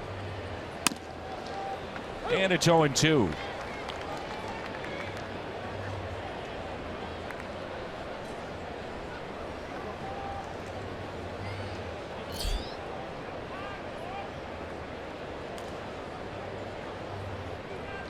Pitch. Lines up this weekend. Luke Weaver tomorrow night against Trevor Williams. Carlos Martinez and Chad Kuhl. Michael Wacha, Ivan Nova on Sunday. The strikeout of Garcia. You look at the offense of the Cardinals, the BJC Healthcare difference maker from the first half. Now here in the second half, averages up. 6th in baseball. Home runs, 2nd most. RBIs, 172. That's first. A lot of that being done on the road. Really turned it up a notch.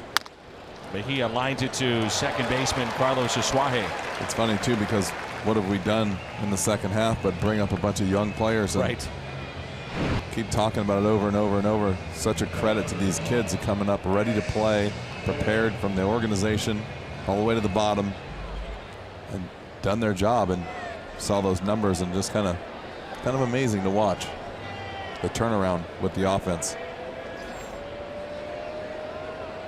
So 2 outs and nobody on. Strike to Lance Lynn.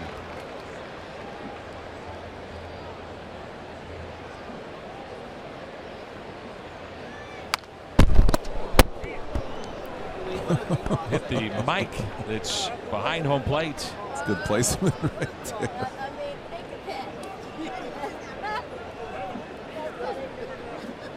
Here's the 0-2 pitch. The strikeout of Lynn and a quick inning for Richard. Midway through 5, Padres on top. It's 1-0.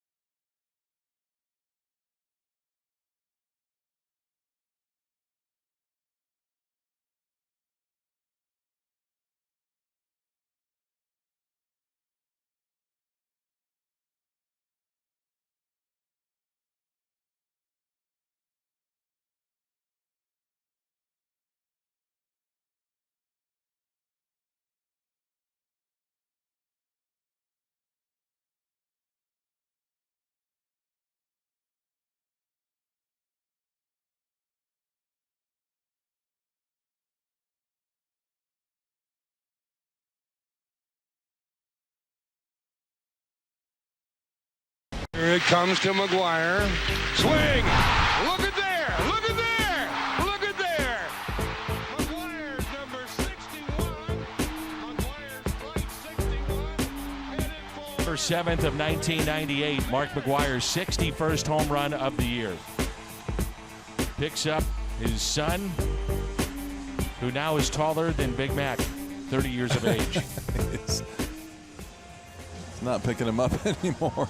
Now, at that point, you weren't with the Cardinals. Were you following the home run chase, though? Yeah, I was. And actually, I was making my older daughters watch SportsCenter with me, telling them that they were watching history. I'm sure they're too young to remember, but yeah, I definitely knew what was coming. There's Solarte and a high strike.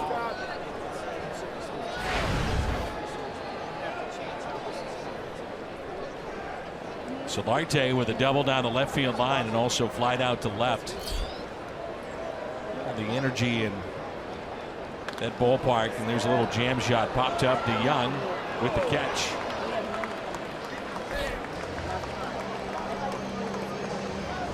You're ready to start your day. First things first, Chris Carter, Nick Wright, first things first, weekdays on FS1. Energy in the ballpark and across Major League Baseball, bringing fans back to the game. As we talked about last night with Cal Ripken, consecutive games played, and Big Mac, Sammy Sosa going for the home run record. There's Will Myers with 1 out. Can't even imagine what that was like to be around. Just, I mean, to watch that from home, to see every time that he stepped up to the plate, that 40,000 people were standing on their feet and applauding, even if he struck out. And then how about when he struck out looking, they would boo the umpire and he got thrown out of a game. And I mean, just something that was so amazing about watching that. I mean, I just can't even tell you how I wish that I had a chance to be there. Well, traveling with McGwire in 98, 99, 2000, it was kind of a circus at times. You know, you can't forget in 99 he had 65 home runs, and we would be escorted into the back of hotels to avoid the crush of fans that were waiting for the team to arrive, and the fans waiting at the buses for the players. It's incredible. The good old days. That's what it should be like. You're a big league player in the big leagues, in a major city, hitting homers. It's like being a rock star. That's what he was. That was amazing. Well, Myers is 1 for 2 tonight. Infield hit, stolen base. Gets it off the end of the bat. A fly ball into right. Piscotty is there and makes the catch.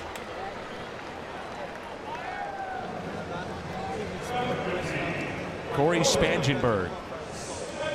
I asked him, you know, when he was in St. Louis for the Hall of Fame, I said, you know, any regrets with all that because of the emotional and physical toll it took on him? He said, absolutely not. He said it was, you know, when you reflect back on it, it was a wonderful time in his life, getting to the home run record. And I asked him about faxing in his retirement, and he said, actually, that wasn't really true. I was going to say, was that actually a true story or not? And he said that was one of the regrets. He said, I should have held a press conference or called a few different people, you know, to make sure that they knew officially he was retiring. But he said that was just basically one of the only regrets he had. Wish he'd have called me. I would have said, no way. Come on back. You're coming back no matter what. 1, 2, 3 for Lance Lynn.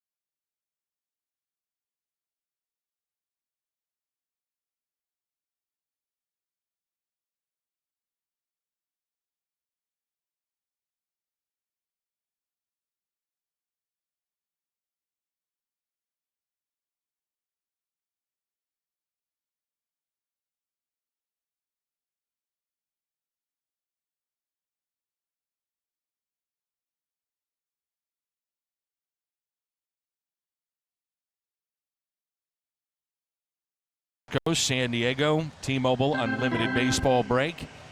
Aaron Judge, Orioles today, hit his 39th home run, second most all-time by a rookie. Big Mac had 49 in 1987. John Lester, Cubs lead big 8-2 in the ninth. For the Chicago Cubs, Lester 6 innings, and Clayton Kershaw gave up a 3-run homer to Nolan Arenado, and the Rockies a lead against LA. Here's Dexter Fowler. Strike one. See if the Cardinals now at the top of the lineup can't get to Clayton Richard third time through.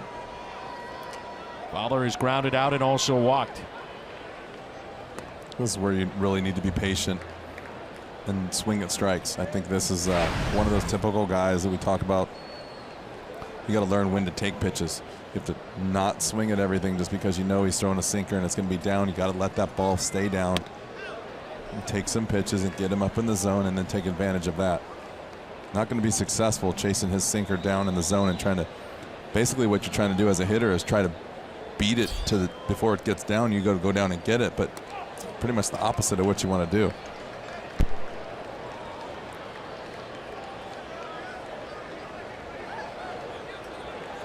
3-1 the count.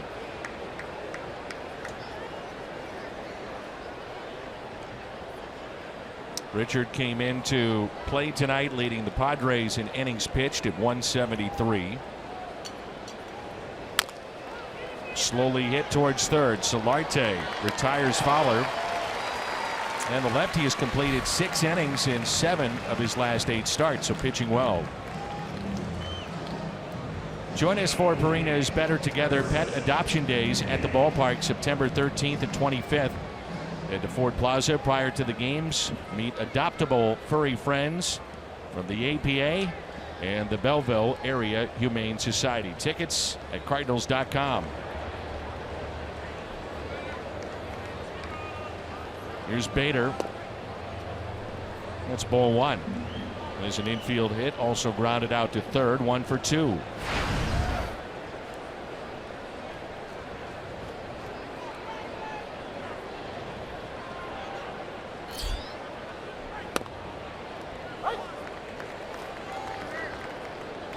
One and one.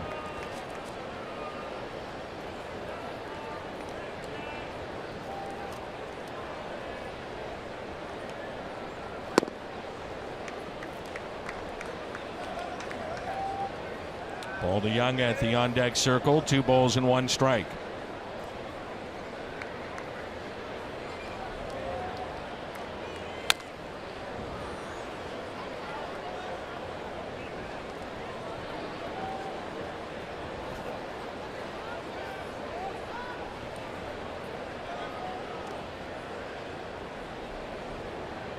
Last night the Cardinals did not strike until the 7th inning with a home run by Piscotty.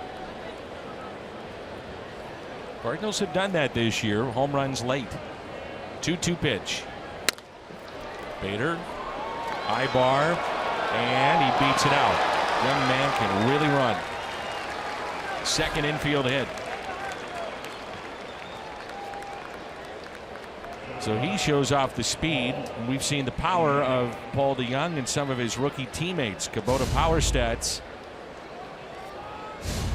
Cardinals, the home runs this year hit by rookies. And DeJong third best. Bellinger, Josh Bell, a quiet, very good year for the Pirates. 24 home runs, and then Paul DeJong. And Ian Happ hasn't played the whole season either, and that's the guy Joe Madden was talking about. Watch this kid over the course of this year when he gets a chance to play. It's funny how you can, you know, like you talked about it with Paul DeJong. You said when he came up, watch this young man play. He's got some pop. No one really knew who he was, but you've watched him a little bit. Same thing. It's amazing when you can say, hey, just watch this guy play over time and he'll impress you. We were doing the game that Happ debuted with the Cubs in St. Louis.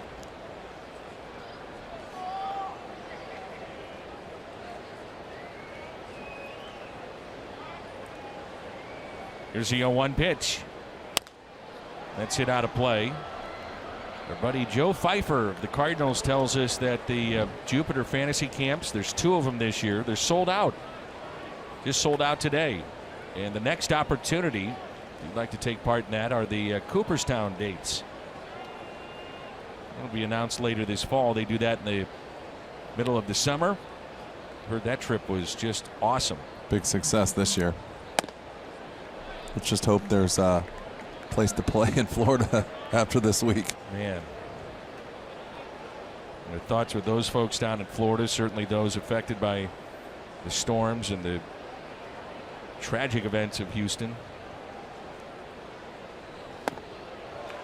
And the Young swing and a miss. He strikes out. Richard has struck out 5. Brings in Martinez. The Chevy Fox Tracks.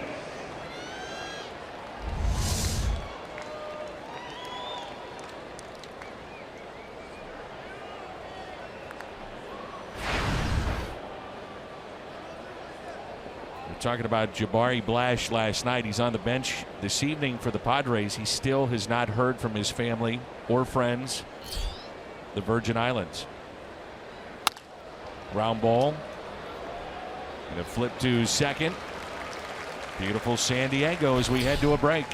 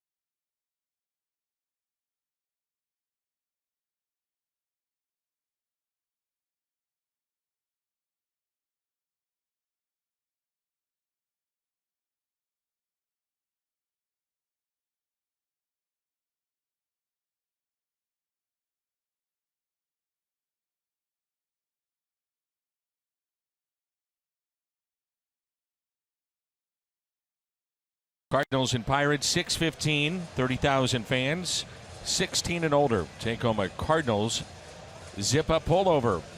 Presented by the Shane Company. Get your tickets at cardinals.com/promotions. Well, it's like we said before.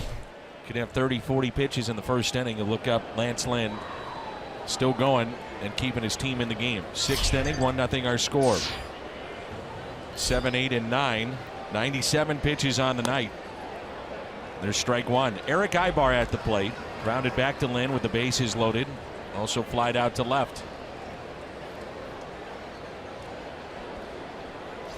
I feel like he's going kind of went through that little stage in the second and third, maybe struggled a little bit with his mechanics, and he seems like he's just staying on task and getting stronger. Velocity's still up 95 when he needs it, 92 there.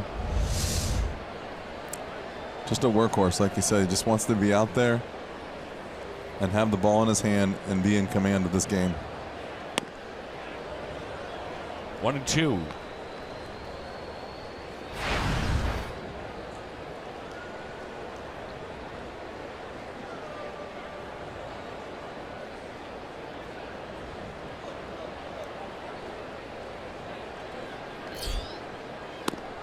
Two and two.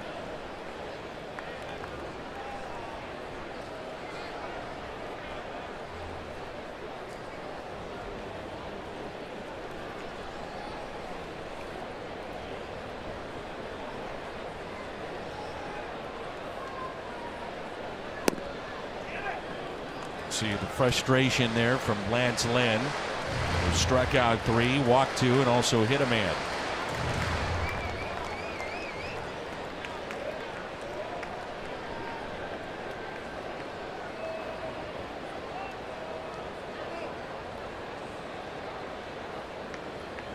Three-two pitch and a grounder that's hit to Martinez.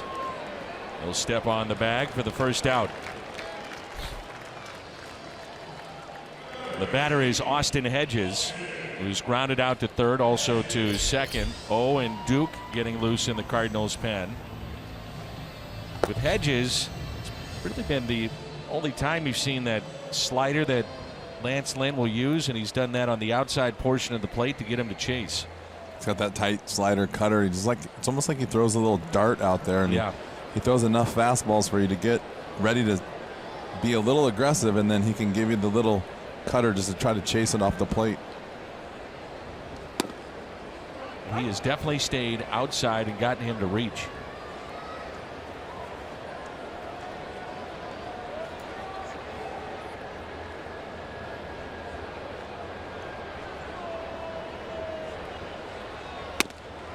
Again outside corner, 0-2.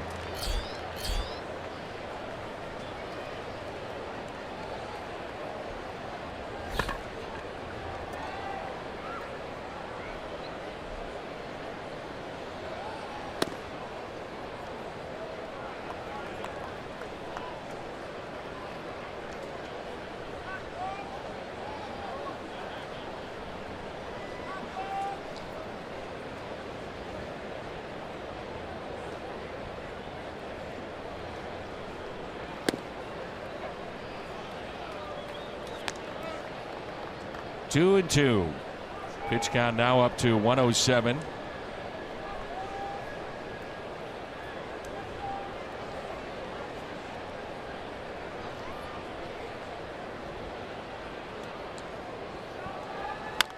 And a grounder foul.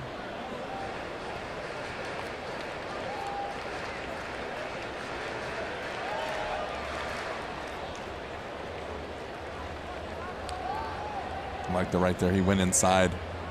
Just give you another thought process, right? There's been going all away, then the cutter away, and then back inside. Now, basically, as a pitcher, you can kind of go wherever you want as long as you make your pitch. He's gone from 0-2 in the first two batters to a full count. Like sometimes he's trying to make too good of a pitch. That causes you to throw some extra pitches to each hitter. He's got such good stuff. You just keep attacking.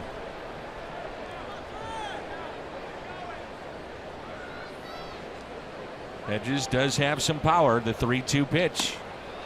And he walked him.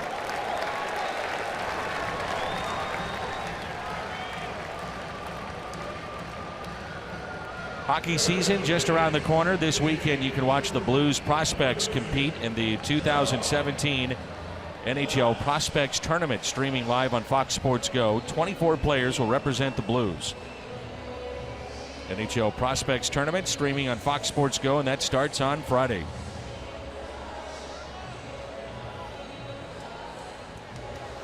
Blaze Ilsley is the bullpen coach of the Cardinals, talking with him today, and he said one of the biggest thrills he's ever had is that he got to compete as a celebrity in the hockey game in St. Louis that you played in too. There's Blaze. He can skate.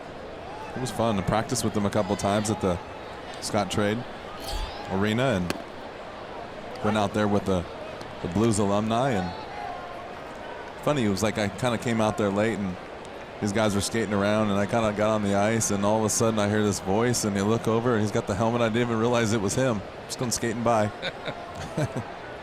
Here's Jabari Blash pinch hitting for Clayton Richard. So it's up to the Padre bullpen now to try to hold, at least for the moment, a 1-0 lead. Craig Stammen, right-hander, getting loose in their pen. Pitch number 113 coming up here for Lance Lynn.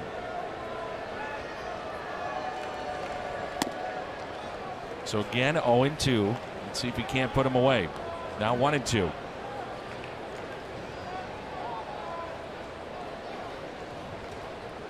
Had a little trouble tonight going away to the righties. Kind of spinning off it a little bit and misfiring it way out there. Little chopper to short. DeYoung to second. On to first and safe.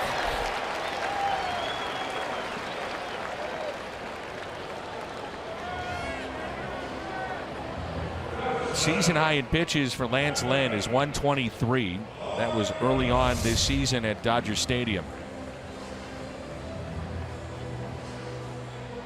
That was a lot closer than I thought it was going to be.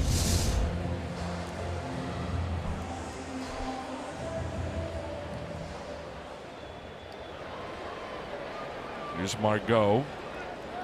On base 3 times, has scored the only run. That came, if you just joined us, with 3 infield hits against Lynn back in the first inning.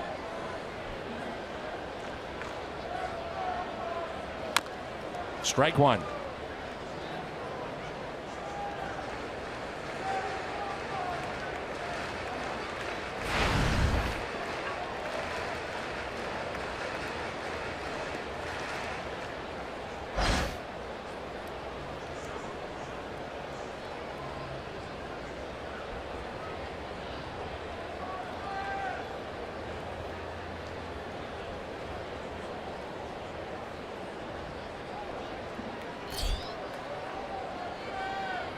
Here's the 0-1 pitch to Margot.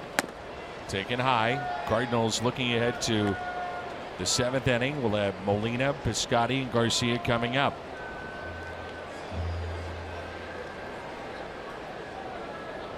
Get the feeling one way or another this would be the last batter for Lynn with the lefty Carlos Eswaje at the on-deck circle. 2-1. Trying to squeeze one more out of him.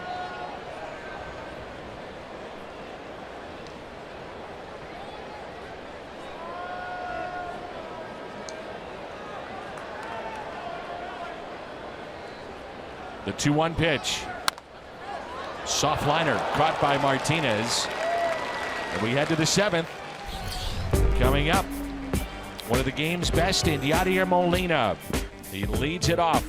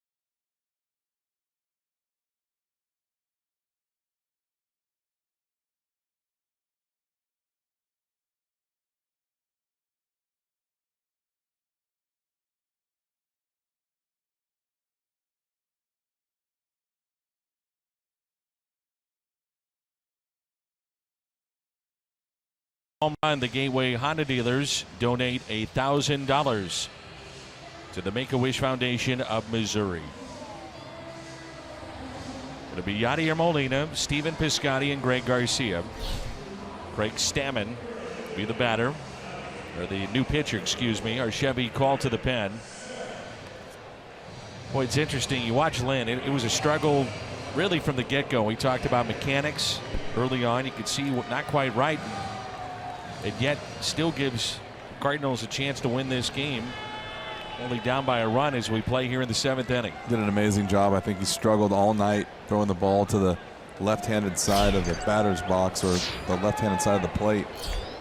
Wasted a lot of pitches out there, but was on point when he was coming inside to the righties. And if it wasn't for that first inning, he'd be right where he's at with probably 70 pitches, maybe 80 pitches. But what a great job he did, just being able to hold down the fort as long as he can. Here's the 0-1 to Molina. 0-2. Stammen has a very good slider. Hard fastball. 0-2 the count. Molina is struck out and grounded into a double play.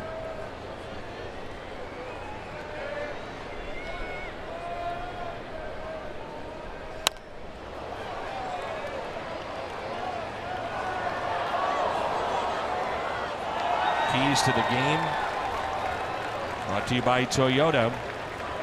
7th inning later, the Cardinals, a lot of home runs, 3rd most in baseball.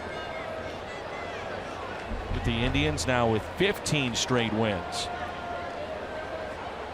Longest streak since the 0-2 A's won 20 in a row.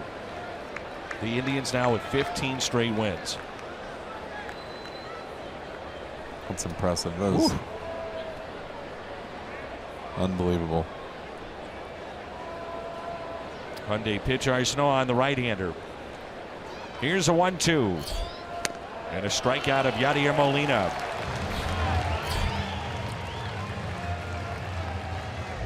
Plaza Tire Service replay. The other aspect of Lynn's start tonight, dealing with base runners basically every inning, and the Padres have stranded 9 through 6 innings. Here's Steven Piscotty. He's had some good at bats here tonight. A single that was to right, then lined out to center.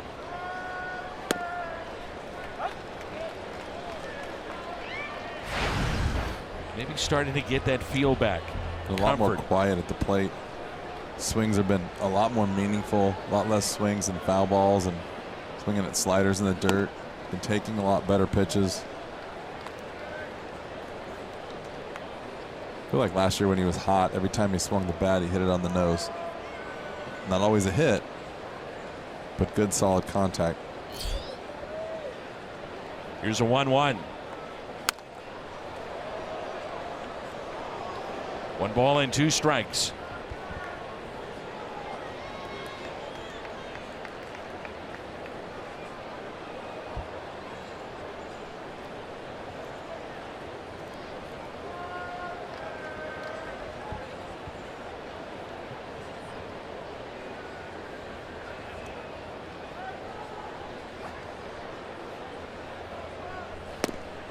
The strikeout of Piscotty. The first 2 retired. That's a nasty slide or sinker right there. That's what I'm talking about. When that ball's down in the zone, how much more movement you get. Look at the movement on this pitch at the end. Just downward. Grabs the seams and just down.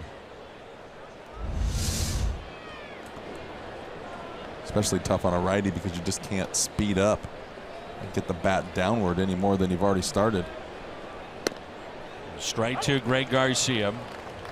Now a final, the Cubs over the Pirates 8-2.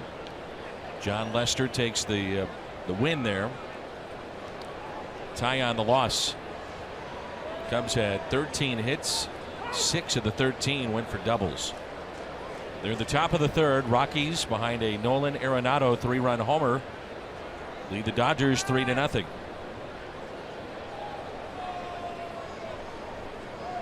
Here's the 0-1.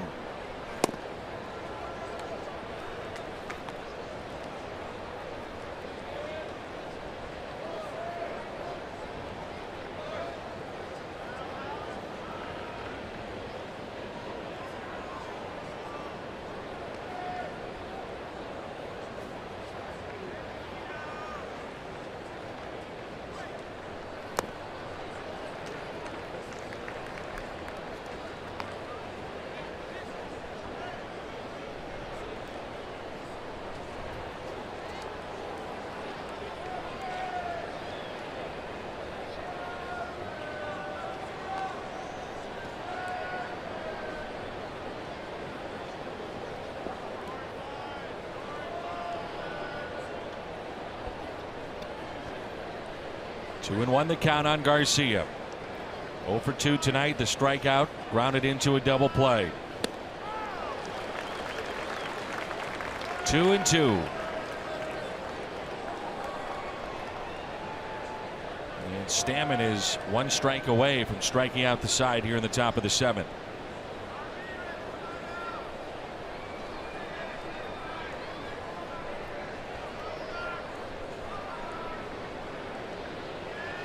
Garcia, base hit into center.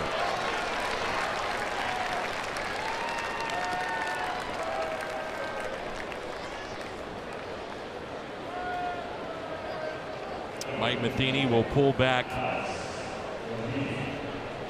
Mejia, or Willie. Yep, Valera will be the batter.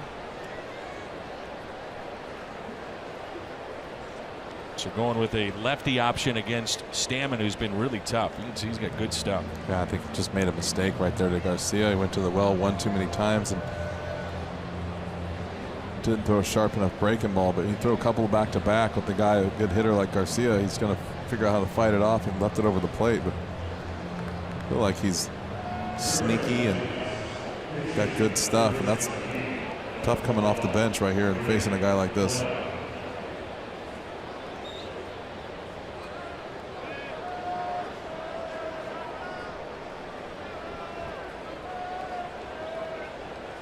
Breivik Valera just called up. First pitch is strike. Signed by the Cardinals. Free agent from Venezuela.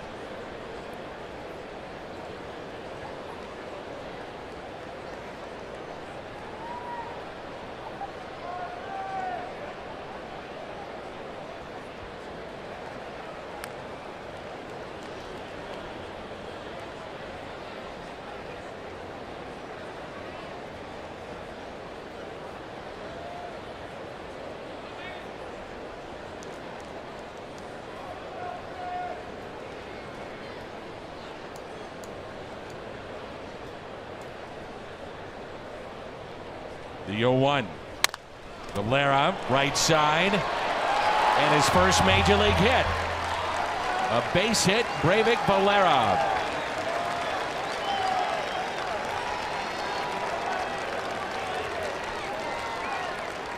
They throw that baseball out. We've said that a lot this year. First major league hit. A little smile for Breivik Valera. Moment he'll never forget. Little smile, a little sign of relief. Take it any way you can get it. Good timing, too. So runners at first and second. Little rally here for the Cardinals, and Tommy Pham will pinch hit.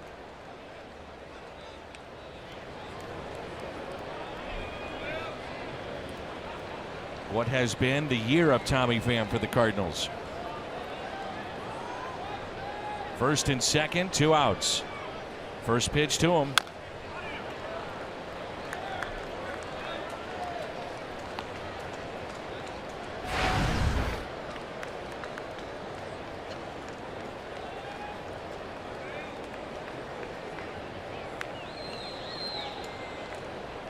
"19 home runs, 19 steals." He's talked about being a 20-20 man, that being his goal. Number 20 would be nice right here.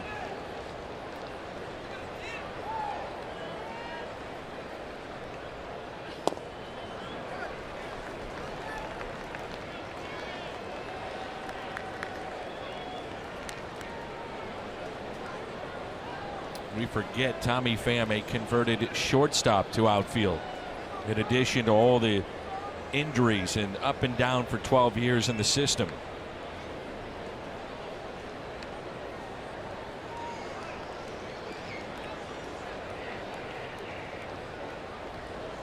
The 1-1 pitch to Tommy Pham.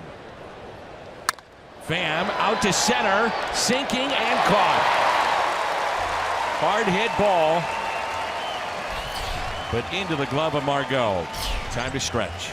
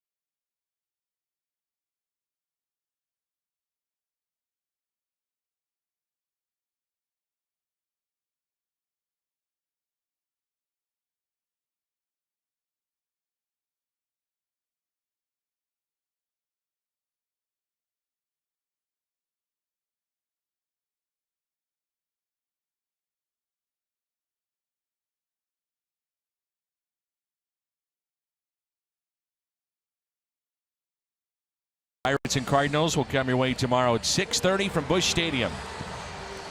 Williams and Weaver. There's Chevy called to the pen. Zach Duke, lefty in for St. Louis.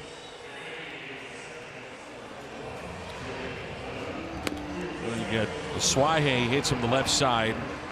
Then Pirela, the switch hitting Solarte. Garcia goes to third base for the Cardinals. Valera stays in the game after his first major league hit. He's at second.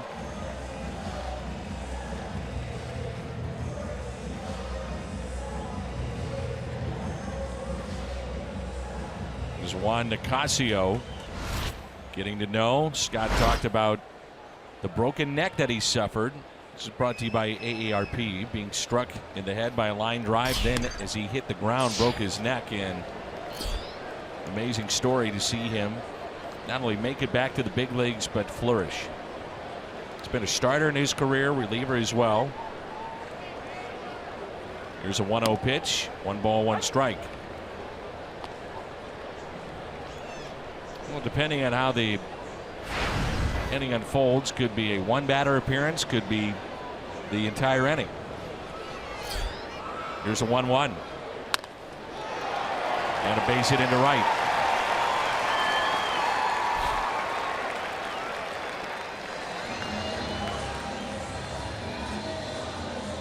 And there's your 1-batter.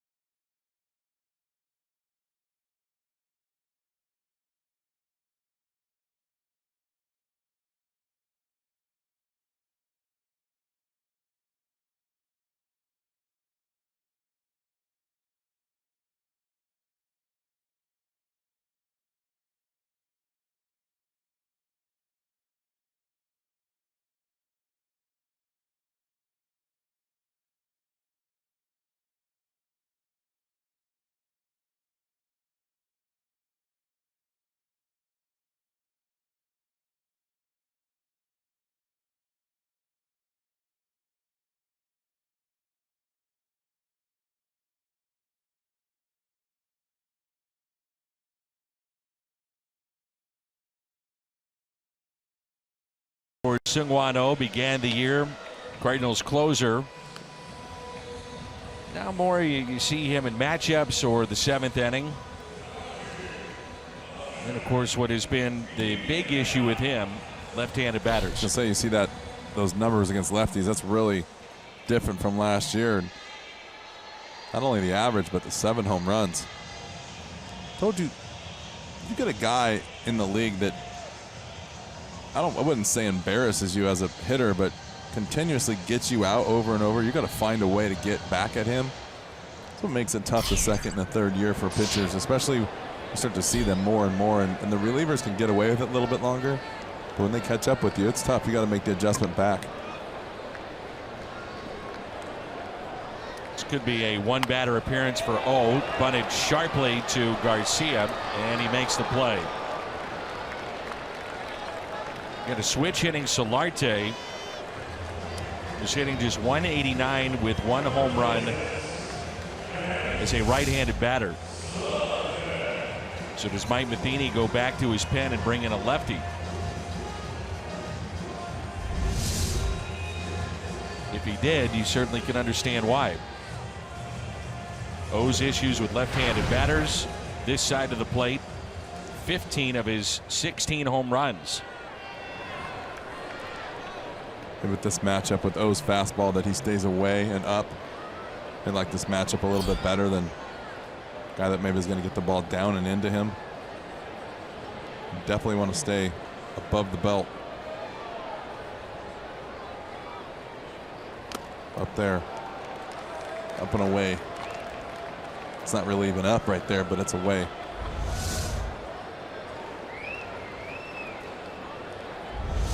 Also could see where wouldn't get a pitch to hit. Now he did there, but first base open. Will Myers is grounded into 14 double plays at the on-deck circle. We'll see how it plays out. 1 ball and 1 strike.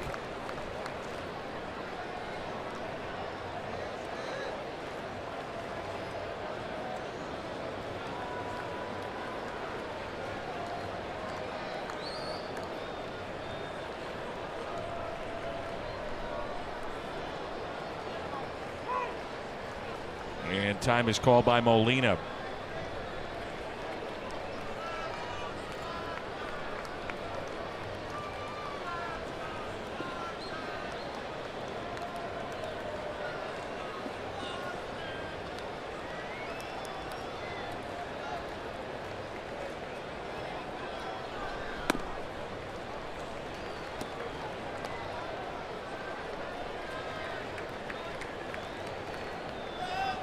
Last time the Cardinals swept a 4-game series in San Diego was July of 1989.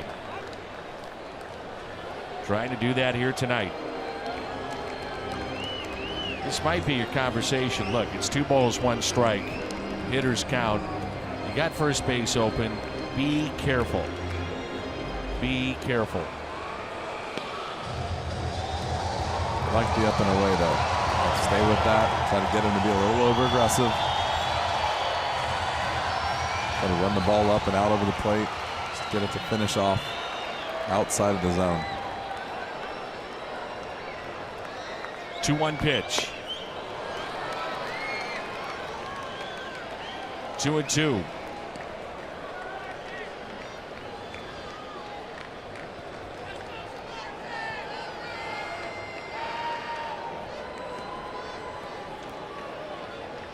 Solarte, the double back in the 3rd, then was left stranded. Padres have stranded 9 tonight. 2-2. Foul.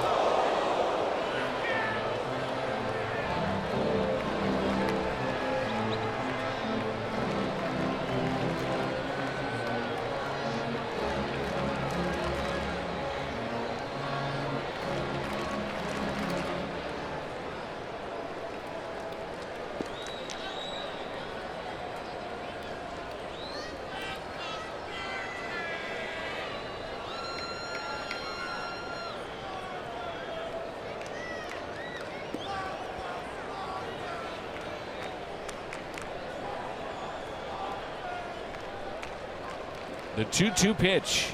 0-2 Solarte. Pulled foul again.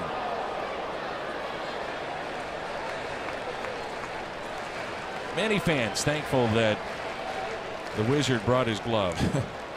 A nice play right there. Sure was.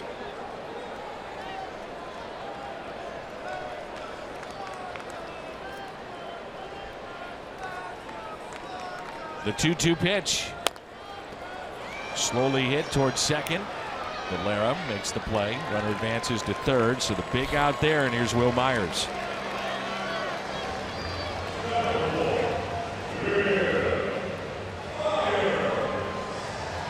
Phillips 66 now until the 25th of September. Fill up with 8 gallons or more. Receive up to 50% off on a pair of tickets to a Cardinals home game. Cardinals.com/Phillips66.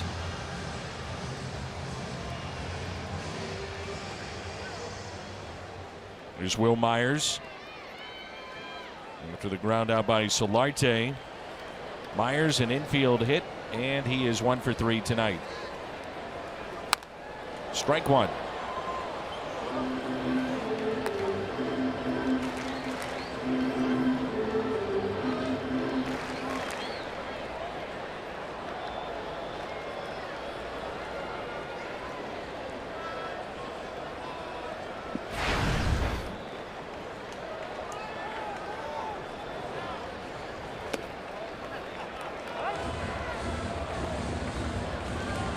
Very Ball on the careful. strike. Very careful with that slider. Yep. Just has not been the same from what we saw a year ago.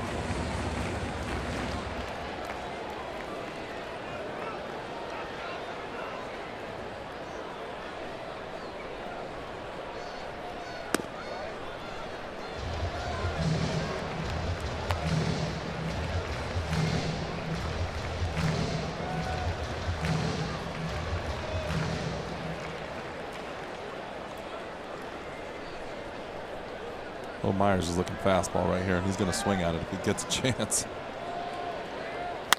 And he hammers it. Deep left field, 2-run shot, Will Myers. Or a hanging slider.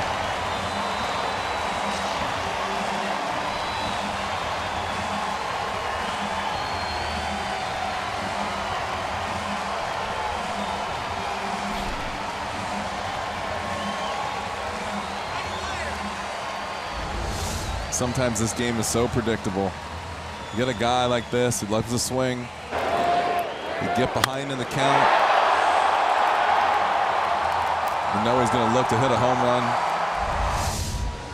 Doesn't matter that it was a fastball if it is a slider that's just spinning up there like that. Not where he wanted to throw it.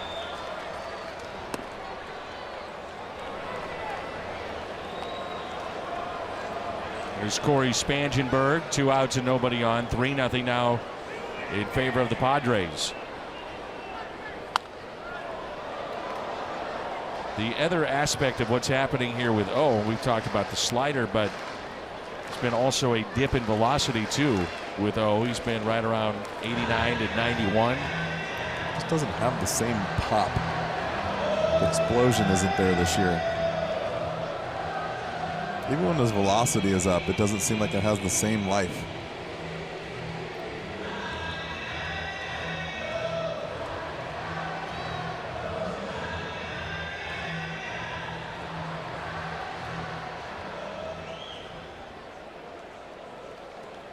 One ball, one strike on Spangenberg here in the bottom of the 7th.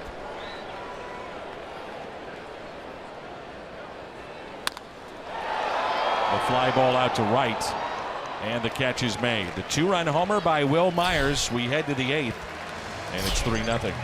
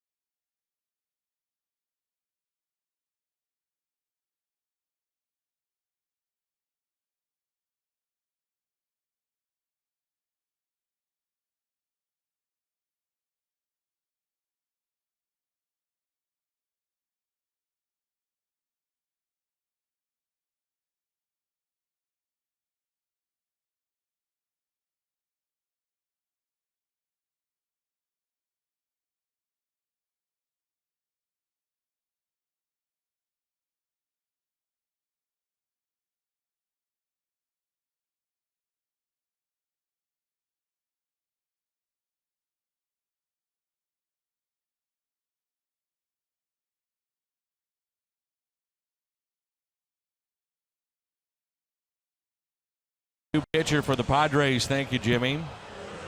The Angels now San Diego. 55th appearance. Cardinals down by 3 as we move to the 8th. It'll be Dexter Fowler, Harrison Bader, and Paul DeYoung.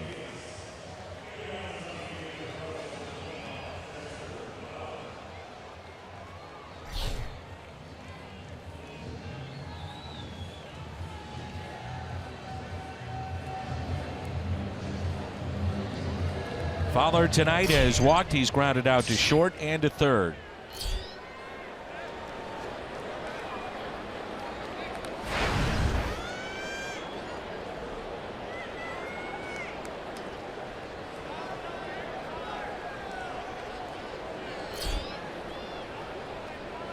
And the first pitch to him. He's taken for a ball. Like if you got a shot to come back and win this game, it's got to start right here. Top of the order.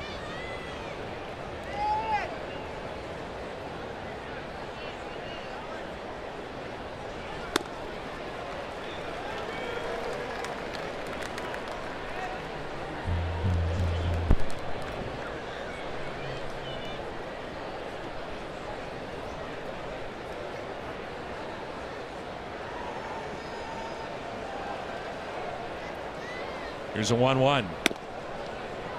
1-2 on Fowler.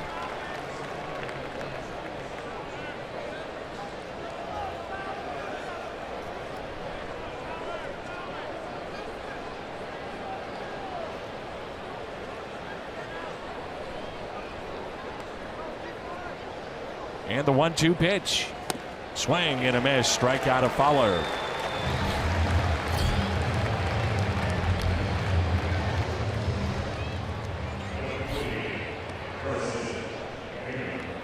Harrison Bader, 2 hits tonight. Cardinals have collected 7 and 2 off the bat of Bader. Both have been infield hits. Average now at .333.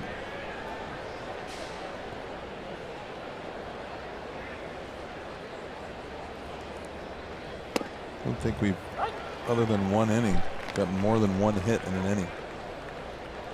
Haven't put anything together.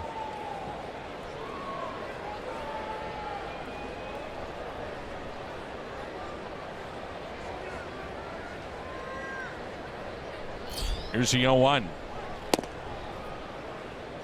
Pham came in with 2 runners on last inning, down by a run. Pinch hitter and hit it right on the button, but right at Margot in center. 1-1 the count.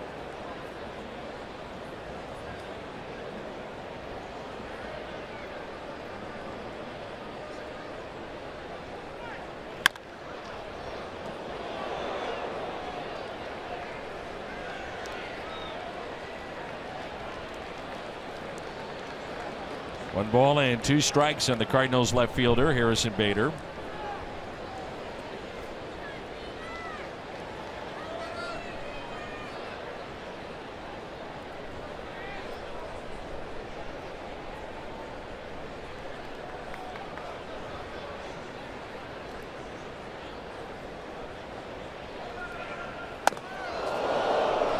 Sam Tuivailala getting loose in the Cardinals pen. 2-2 the count on Bader.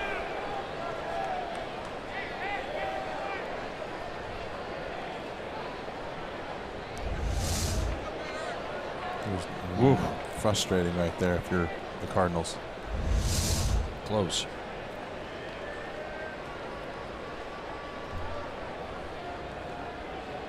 The 2-2. And Bader hits it out to center. 2 away. Brings in Paul DeYoung. This copyrighted telecast is presented by the authority of the Cardinals and may not be reproduced or retransmitted in any form. And the accounts and descriptions of this game may not be disseminated without the express written consent of the St. Louis Cardinals. Along with Jim Edmonds, the Cardinals Hall of Famer. I'm Dan McLaughlin. Scott Warman is here as well. 2 outs, nobody on. And DeYoung looks at strike 1. He's doubled the center, grounded out to second, also struck out. Tomorrow back home in St. Louis will come your way at 6:30.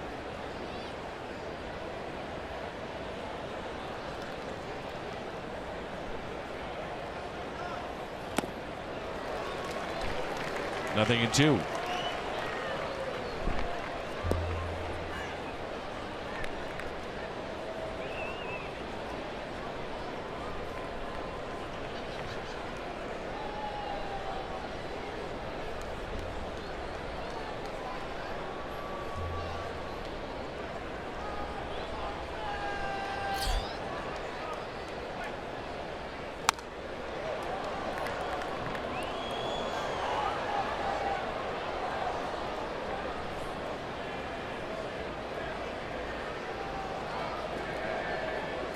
Nothing in 2 the count on DeYoung.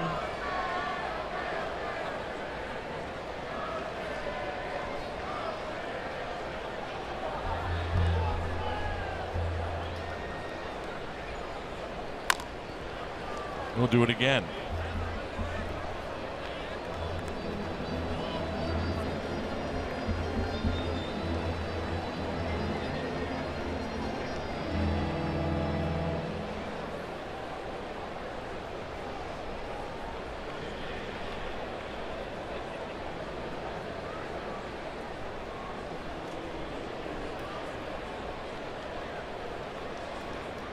And the 0-2 again to the Cardinals shortstop. DeYoung puts it in play. Slow roller. Solarte and safe at first.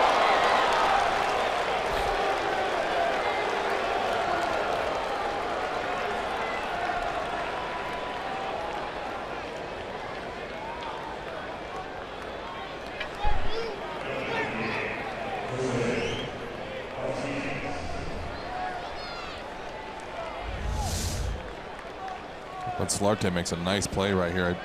I had to watch the replay on the big screen to see how quickly he got rid of that ball. DeYoung just beats it out. I didn't think that was going to be close. Now Jose Martinez with 2 outs, runner at first. Number of infield hits we've had here tonight on both sides. Third for the Cardinals as Martinez looks at a strike.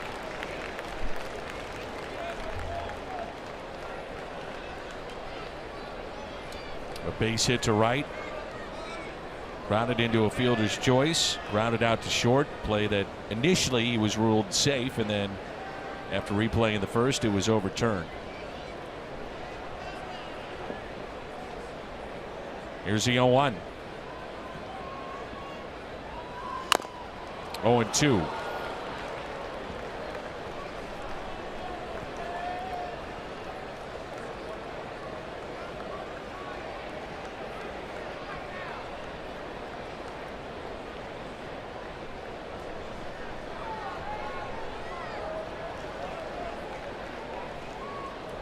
Juan Nicasio is joined Tuivailala. And it may be an inning too late for the Cardinals with Nicasio coming in this game. We'll see.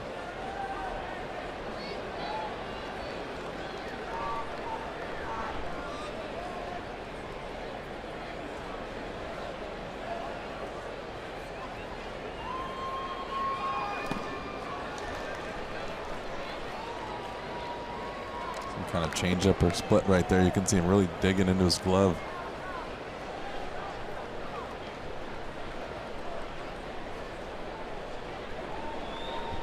A ball and 2 strikes with 2 outs and a runner at first.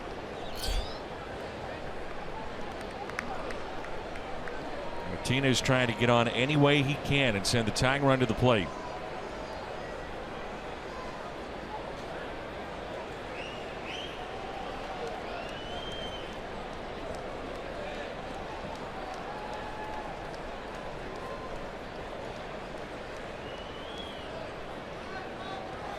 Here's a 1-2 inside. 2 balls and 2 strikes.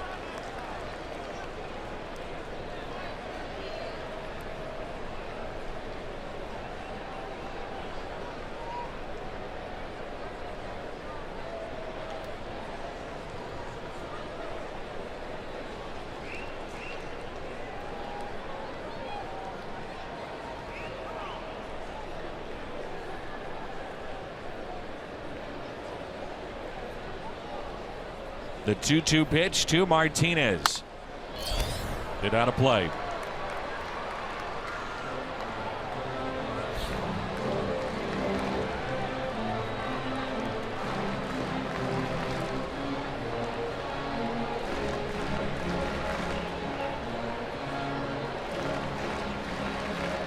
Sometimes a batter will dig in that back foot. See if Martinez does that.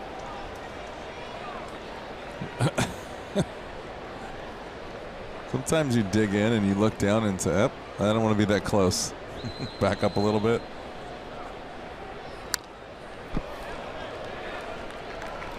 Watching him hit, if you haven't seen him, you think that he make Coffee nervous. I mean, he is jumping all over the place.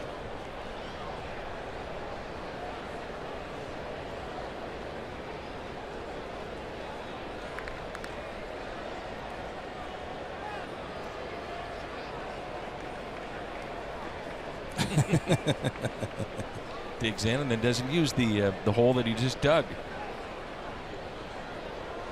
Here's a 2-2 pitch.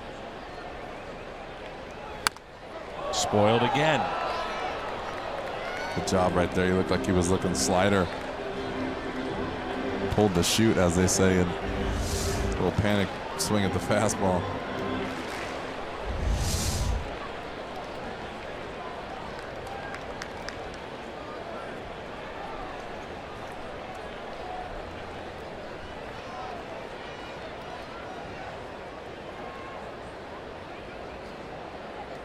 Two and two the count with 2 outs and a runner at first.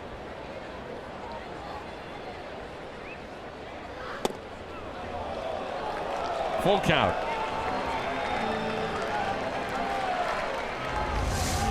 Was it a strike? Pretty good.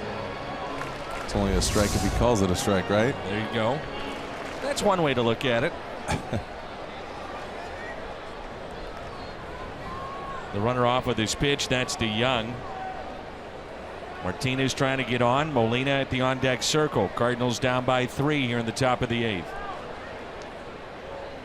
The 3-2 pitch. Pulled foul.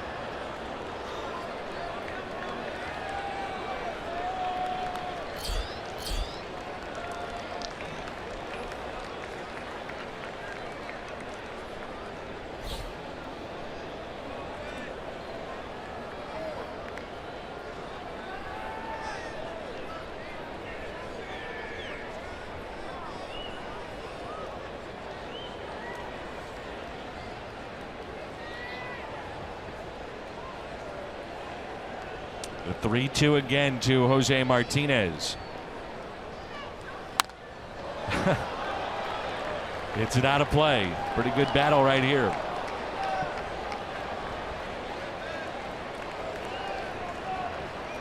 This will be pitch number 11 of the at-bat upcoming.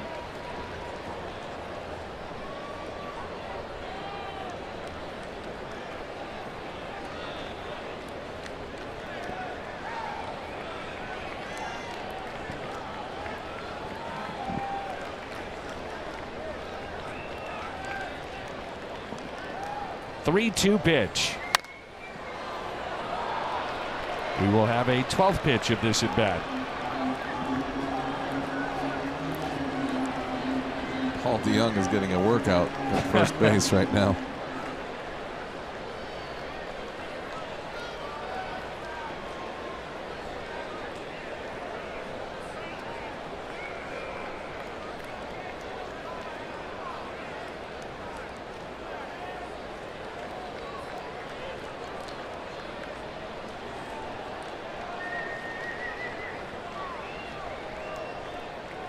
The 3-2 pitch. Strikeout of Martinez.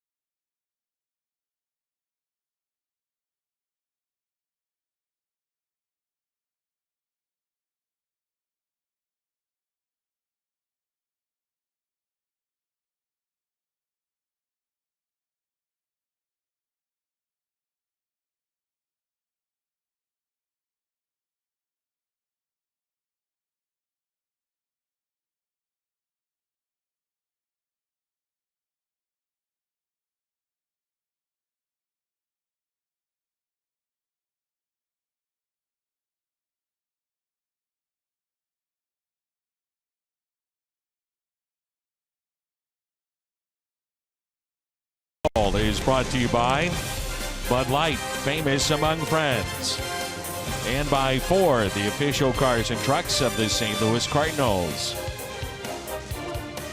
USS Midway here in San Diego. Bottom of the 8th rolls in. The new pitcher, Sam Tuivailala for the St. Louis Cardinals. This being our Chevy called to the pen.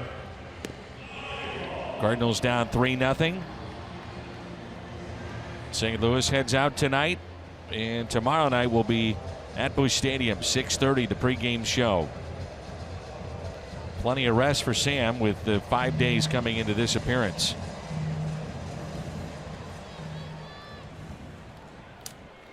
Here's Eric Ibar.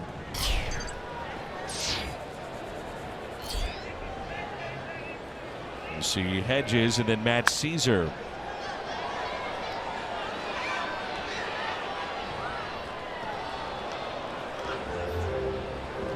Jim Hayes getting ready in the studios of Fox Sports Midwest Live, and he and Al Raboski will have the post-game show. Jim has just been really good. I mean, really good. That pre and post game set and getting ready for is what he calls it regional cable television. The young deep in the hole, no chance to get Ibar. Yeah, definitely stay tuned for them and all the highlights tonight.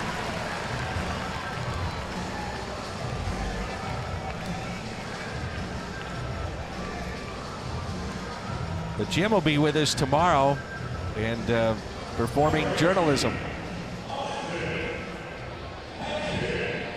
Here's Austin Hedges.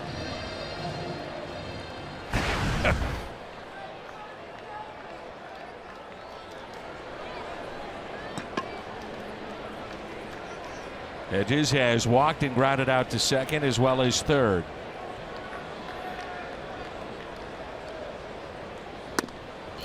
Pitch taken up and in. When the Cardinals cannot come back, it'll be a loss that's pinned on Lance Lynn, and boy, he pitched well. Despite fighting it mechanically tonight, tell that it was a struggle at times. Here's a 1-0 pitch. Instead of check on the runner. You've told me many times how much you enjoy your time with Jim Hayes. Many, many times. Here's a 1-0.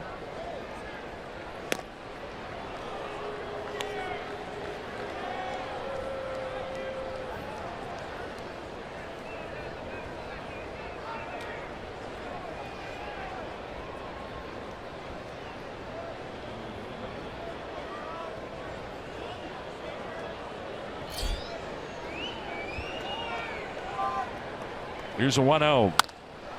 Fly ball into center. Fowler backing up. And he makes the catch. Ibar tagging up and out. He never slid.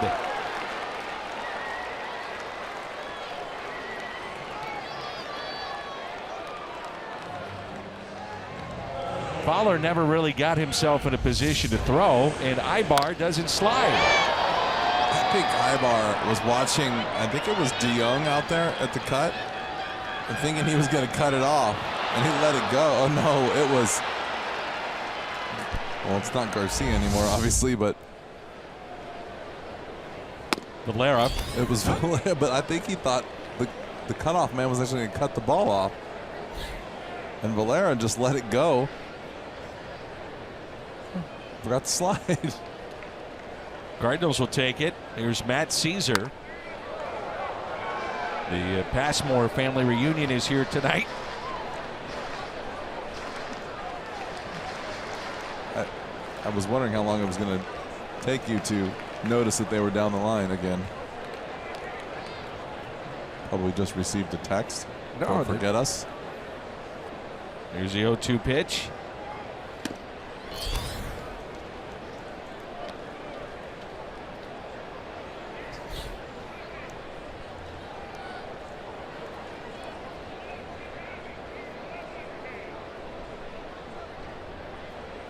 Here's a 1-2. Ball just exploding up and in.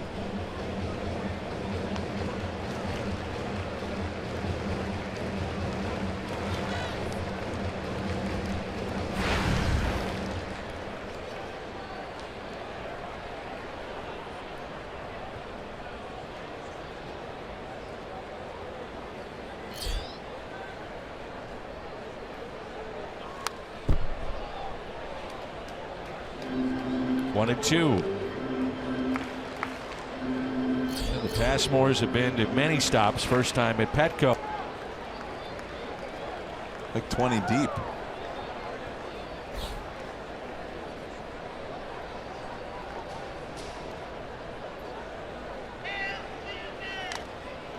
Ooh, and Molina could not hold on.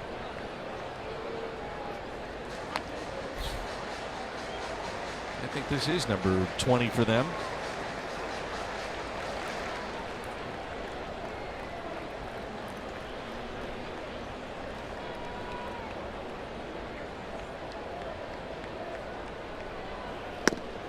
Struck him out. The double play, and that sends us to the ninth inning. 3-0 our score.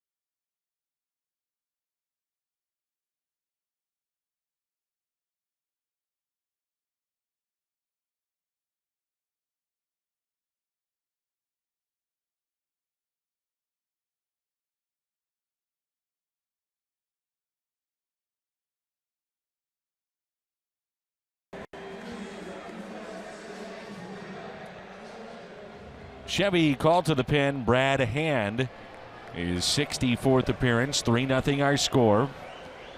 Yadier Molina will lead it off for the Cardinals.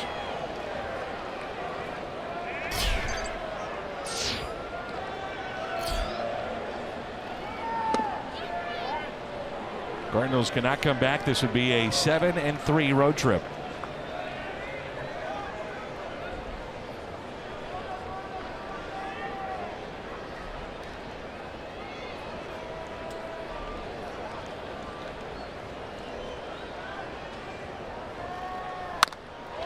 High fly ball into center. That's the first out.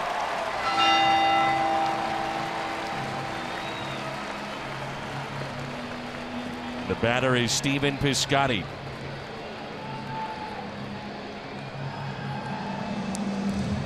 Final meeting of the season between these two clubs till 2018.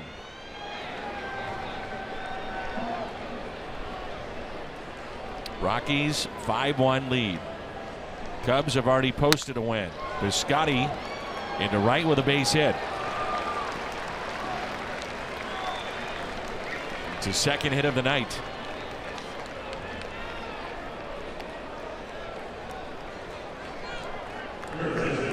Randall Grichuk will be the pinch hitter.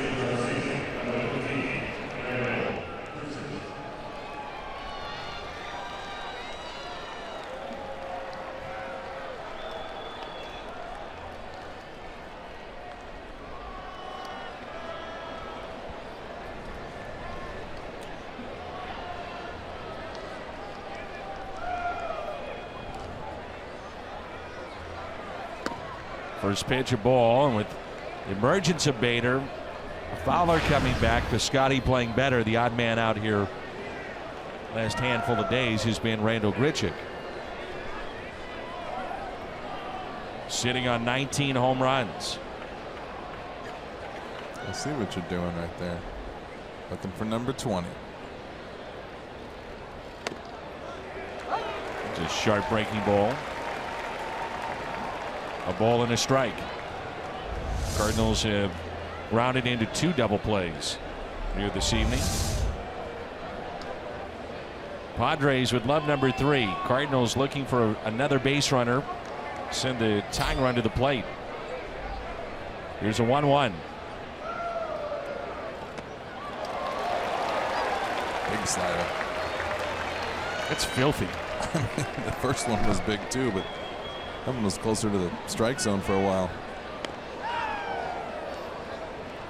He's 2 for 4, and those 2 hits, home runs against his left-hander.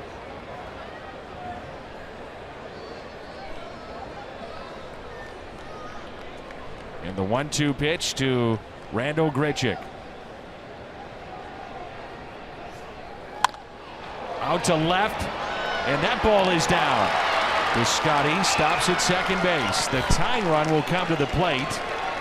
The power of Luke Voigt, and things just got interesting.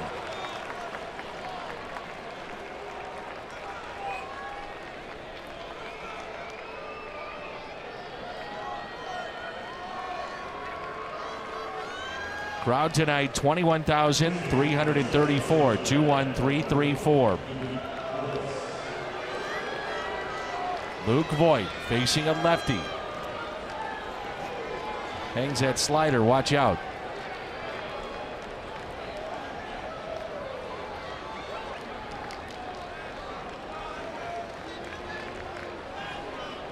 Guy's got a nasty slider. I think Austin Hedges falls in love with that high fastball with 2 strikes. So predictable, but some guys can't get it up there high enough. First pitch to Luke Voigt. He's just a big kid, and he takes a big old hack, doesn't he? Yep, big hack. I'm going to stay on it, though. You can't get too excited where you want to hit the home run. If you can hit the home run, hit it to center, and let it happen. But don't try to yank it. Try to get out in front of it too much. Just try to hit it hard somewhere.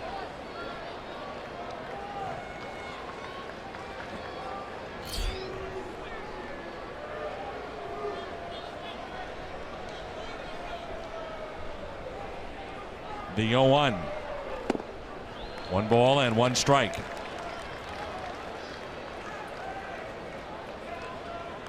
Carson Kelly at the on-deck circle. Runners in scoring position. Does have a home run. Average at 240.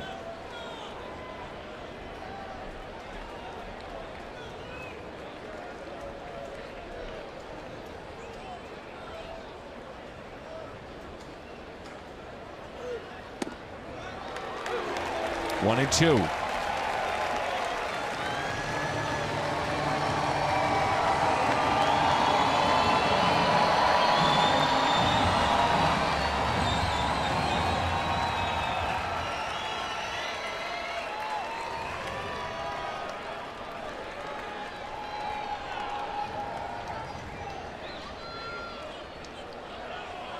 One-two pitch to Luke Voigt.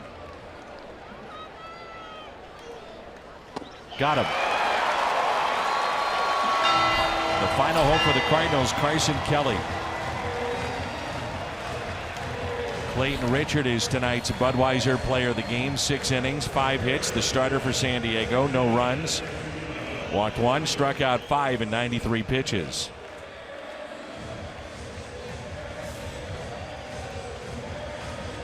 Carson Kelly does not have a big league home run Yet.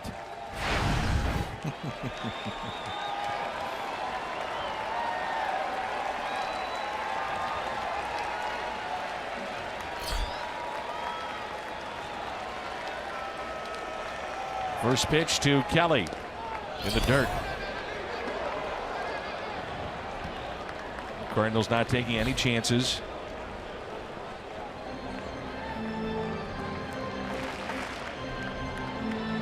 Dexter Fowler will be the next hitter if Kelly can reach. 2 outs here in the top of the 9th. Carson Kelly represents the tying run.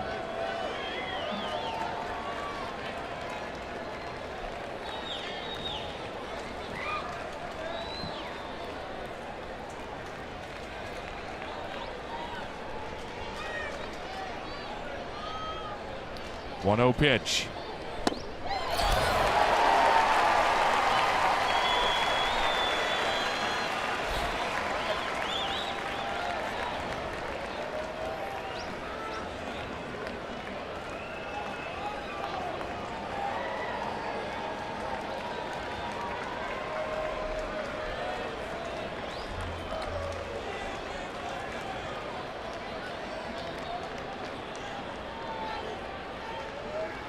Kelly, base hit into left. Base is loaded for Dexter Fowler.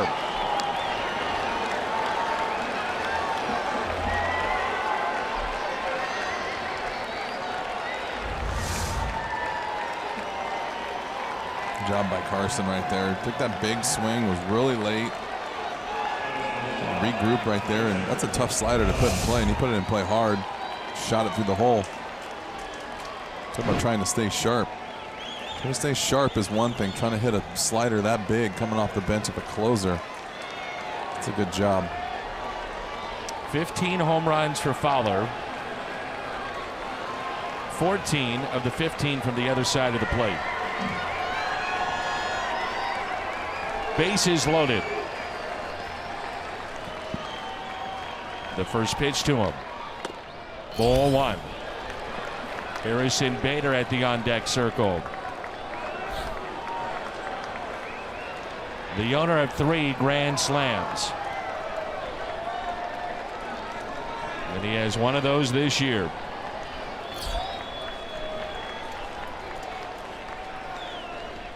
The 1-0 pitch to Fowler.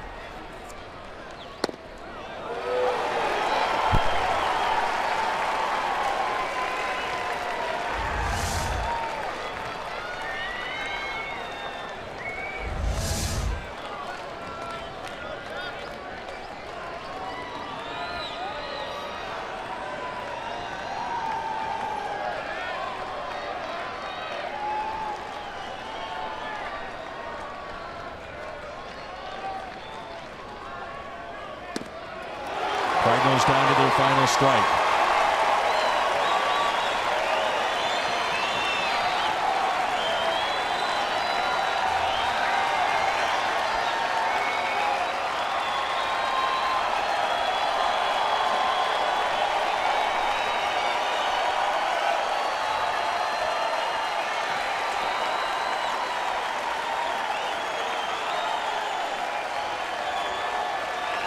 Here's a 1-2 pitch. Struck him out. A step on the plate, and that's it. The Padres take game 4. They avoid the sweep. The strikeout of Dexter Fowler to end the game. 3-0 the final. Interesting at the end. Interesting at the end. Wasted a pretty good start by Lance Lynn. Gave up that 1 run early and kept it close, and Cardinals couldn't muster any offense tonight. Right there at the end, interesting, but not enough. Will Myers had the 2-run homer to help seal the victory. 3-0 the final, and the post-game show comes your way next.